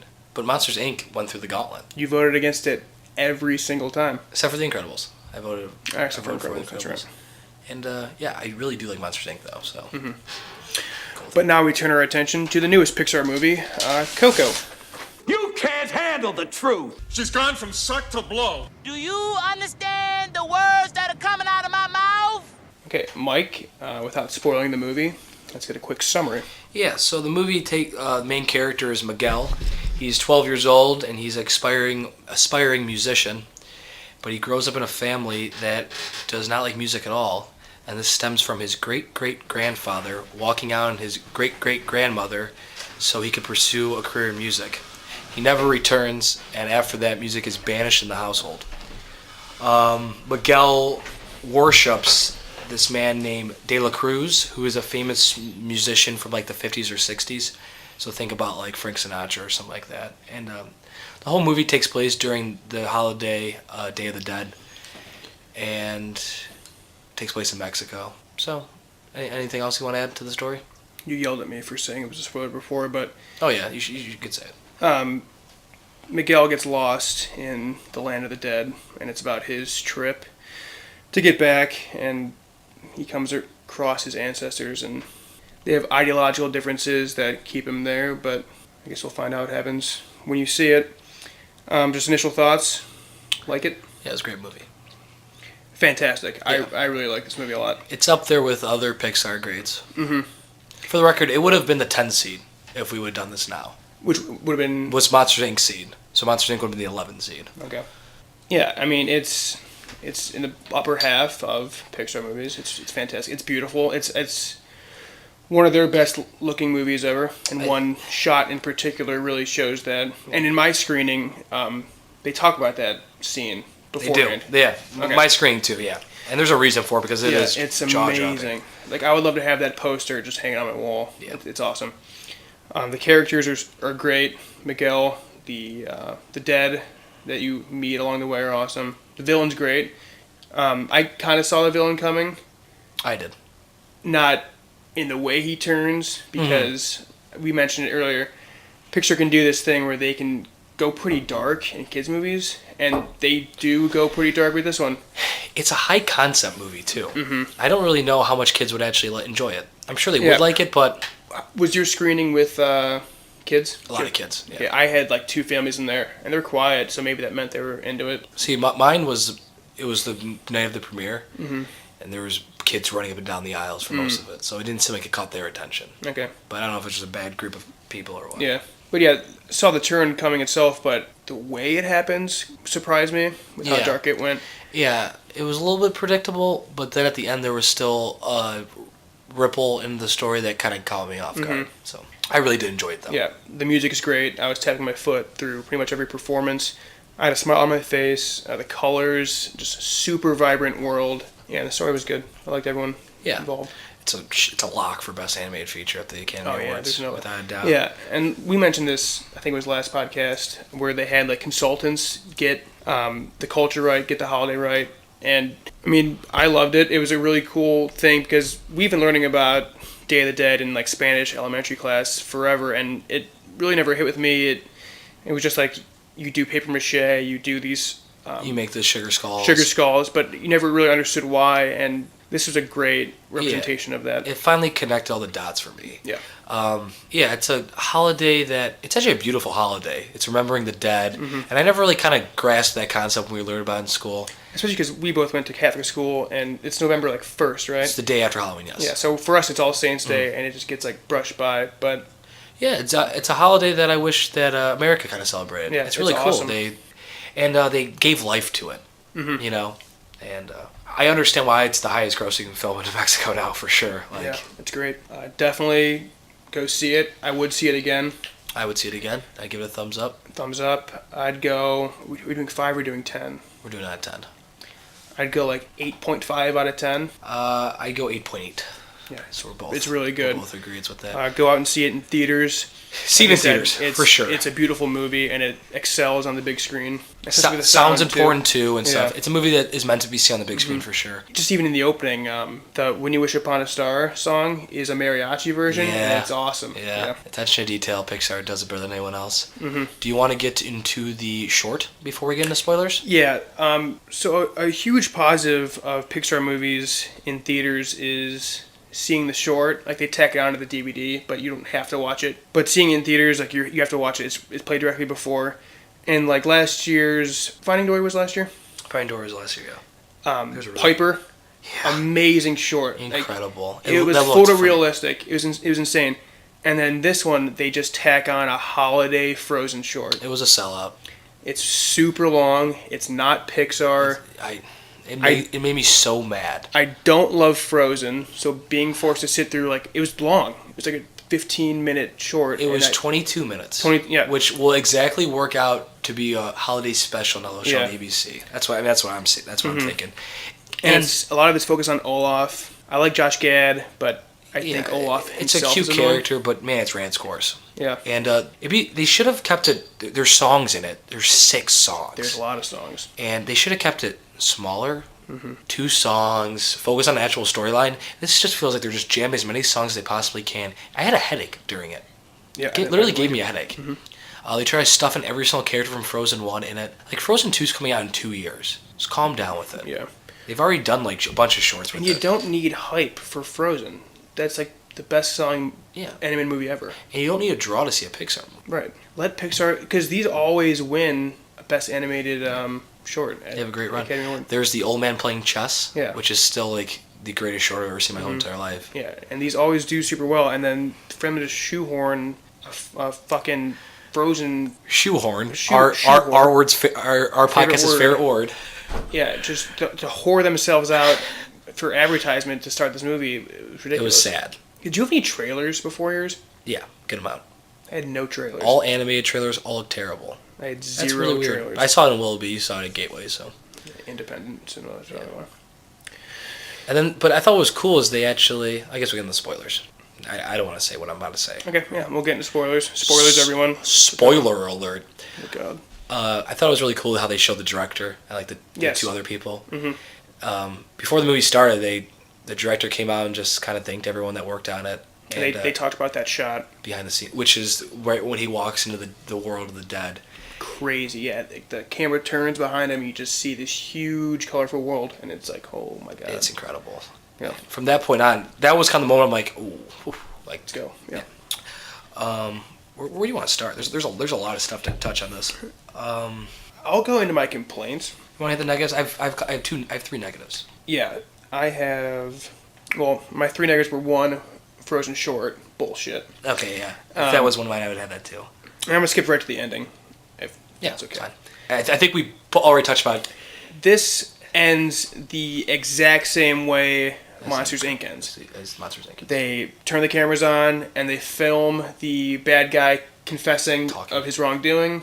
It upset me so much. And then they broadcast it in front of 100,000 people, and then everyone knows what a scumbag this guy is. Exact same thing that happens with Mike saying, "Let's watch that again, shall we?" Whatever he says. Yeah. Which sucks because this is such like an original film and awesome ideas, and then they go back to the well and pull this ending exactly. There were so many different other ways they could have ended. It just, you could have showed this guy was scum millions of different ways, and I can't believe they went back to that. It was just like, it made me mad.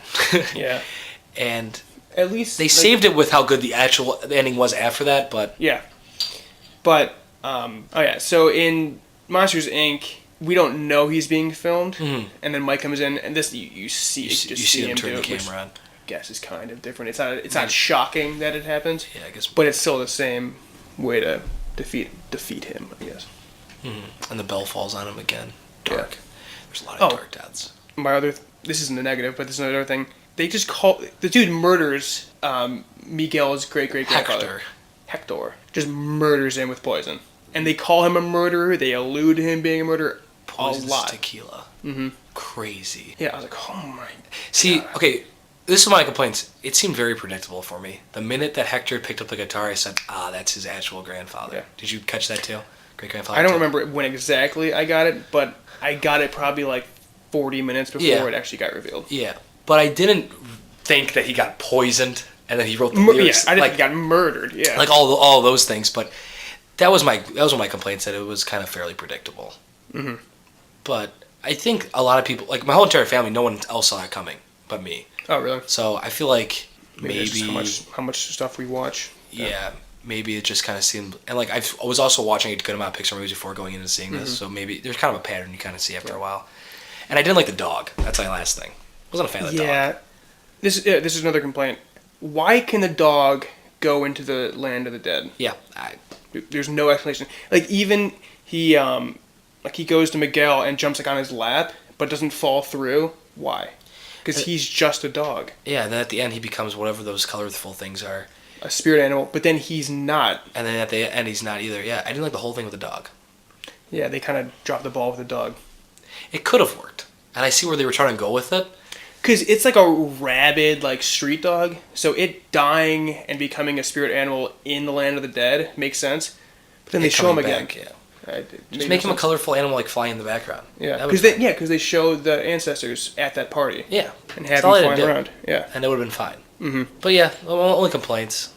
The only thing that really upsets me is the recording. The other things I can look past, but the recording's really bad. I love how they were able to differentiate dead people. Like, it wasn't just a standard generic skull. Like, each person had their own different skeletons, so you could tell who was who. That was awesome. The scene where the first dude dies from being forgotten, they show the shot glasses. I think those were just a picture of shot glasses. Like, I don't think that was made in a computer. Like, they were just shot glasses. Insane. It was ridiculous. There were so many shots where I was just like, oh my god, I don't know how they did this. And the technology is at the point where I think Pixar can do more human stories. Like, they were afraid to touch it at first. Right. Like, The Incredibles are like caricatures. And Miguel is kind of cartoony, but like I said earlier, his mom was a smoke. Coco's face, his great-grandmother, the wrinkles. Oh my god, yeah. It's incredible. Yeah. Like that's just an old person's face. Yeah. It must have took him so long to make that every single time. Yeah. Anyway, the mom is a smoke. So hot. It's insane. I love how everything kind of like connected together. They wrapped up everything so nicely at the end. Even like the mom was pregnant. Yeah. And I was always, and the kid, and then Coco, the great-grandmother, dies, and then they tie Miguel talking to his baby sister about Coco. It's a great way to tie in how they remember the dead still. Also, the song, Remember Me. Fantastic. It's really hard to play a song 4 different times throughout the movie and each time have it express a different emotion, and yet they nailed that. Yeah, because DeCruz sings it once. Yeah, it's DeCruz's hit single the first time. I think Miguel sings it once. Miguel sings it. Miguel's great-great-grandmother sings it on stage, and then they play it in the credits. And every time, it worked. And the last time when they sing it with Coco, he sings in front of Coco, his great-grandmother. Yeah. That's a very, very emotional scene. That's up there with all the other Pixar emotional scenes. Both my sisters were crying, actually. Yeah, two of my sisters were crying. I got choked up. It's such a nice movie. It's a high concept, too. It's a beautiful way to look at the dead. Okay, death. To remember the dead. And I really freak out. Pixar always handles death really well. They do. They're not afraid of attacking, like... They treat their kids like they're grown-ups. Yeah. Like, they can get it. There's not a fart joke in this movie. Right, like DreamWorks is just littered with fart jokes in this. Yeah. And it's... Pixar's been so hit or miss in the recent years. It was nice to see a return to form. And seeing this culture that we never see represented was really cool. It was really cool. And you could tell that you said they got consultants from actual Mexico. You could tell. Any specific standouts for you? For me, it's Hector. He was a great character. Yeah, any standouts for you? The villain. There's a lot of really good Disney Pixar villains, but De La Cruz is up there with them. His party was...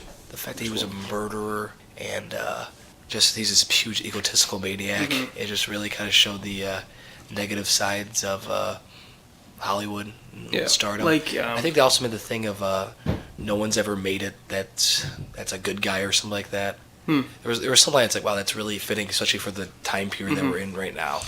Yeah, there's a big montage of Miguel hanging out with Dick Cruz, like singing and stuff, but like halfway through that I'm like, oh, this guy sucks. Like, this guy's kind of a dick. And I was very happy to see Hector end up being the great-great-grandfather and be able to hand off his blessing and stuff. Yeah.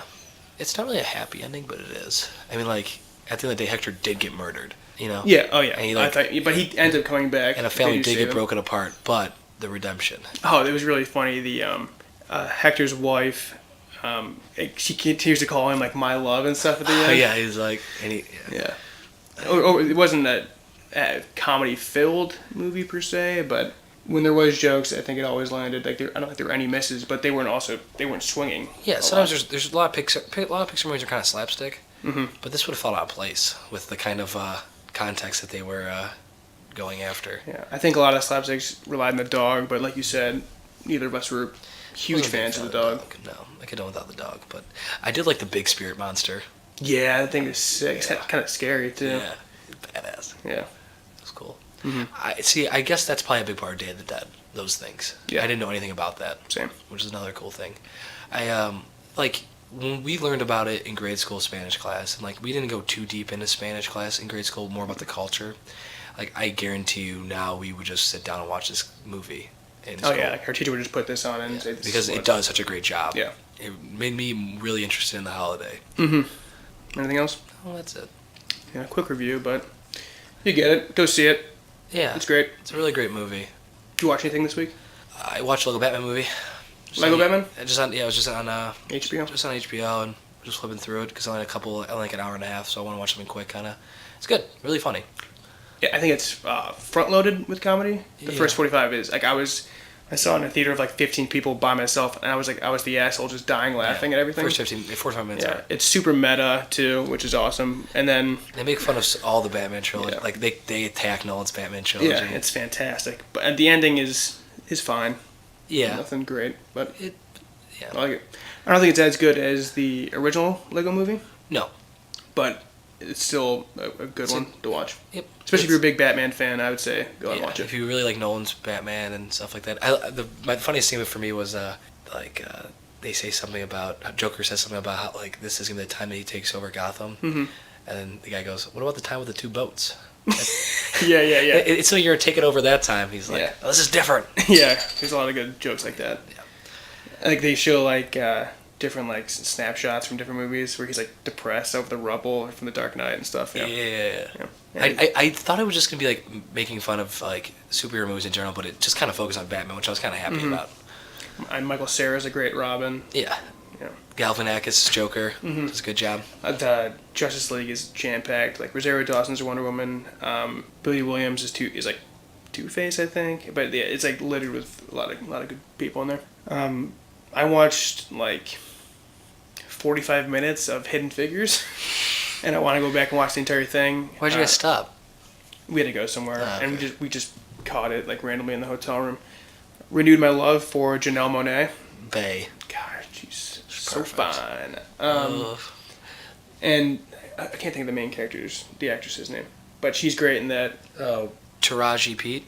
Yeah, Henson, Taraji P. Henson. Taraji P. Henson. Yeah, and I caught the removal of the colored lady's bathroom scene, and her scene where she's it's kind of awkward, isn't it? That scene. He can't like get it down. But yeah. Good. And then her blow up where Costner's like, why aren't you here? 40 minutes a day, you're gone. She like blows up on him. That scene's super powerful, and it's just nuts that it was like that back in the day. It's a crazy real story. Yeah. And then I choked on the rest of my things I was gonna watch. I watched Brave, but I was pretty much just submerged in Pixar this week. Oh, I saw Lady Bird too, but I already talked about that. What are you gonna watch? Anything? What are you gonna say you're gonna watch but not gonna watch? Oh, I'm probably gonna start Punisher. I'll watch 28 Days Later, and then for Black Friday, me and Brendan went to GameStop, and I got Doom, Bloodborne, which is that game Doug played and loved, and then Wolfenstein 1 and 2. So I'll try to blitz those and get my reviews. But Doom and the Wolfenstein games I think are like 10 to 12 hours, so I should be able to take care of those. But then Bloodborne is just a massive game, so I won't really put a chunk in that. But for me, I kind of have to watch Fargo, and Yeah, I've been dragging my watch feet on Fargo. Fast Time at Richmond High for so long. I think this is the week I'll finally do it, because those are both leaving HBO and Amazon. Besides that, yeah, I don't know if there's anything too great coming out this week in theaters. next week we'll be doing, hopefully, a Christmas episode. Yeah, it's gonna be a Try to do a Christmas bracket thing. again, probably smaller this time. We're not quite sure exactly what we're gonna do, but it's gonna be a Christmas-oriented. Looking at podcast. what are considered the best Christmas movies ever, I realized that I've only seen like a handful of them. Yeah, we'll figure something out. We'll figure it out. We have one of Keegan's roommates, Cody, coming in as our guest. So I hope you enjoyed the Pixar Bracket. It was a lot of fun. Yeah, we'll try to do more stuff like that, more topics than just reviews and news. Thanks for listening, guys. Hope you had a good Thanksgiving. Thank you, Mitch, for coming on. Yep. Mike, thanks for joining me as always. Yep. Follow us on Twitter at movie_rebrew. Go to our YouTube page for all the archived episodes, SoundCloud for the new episodes, and iTunes for new episodes. And then Untapped, where Mike will be reviewing the beers that we drink each week. Yep. And it's still movie_rebrew on there too. Yep. Thanks again, guys. Yep, take We'll care. see you next week.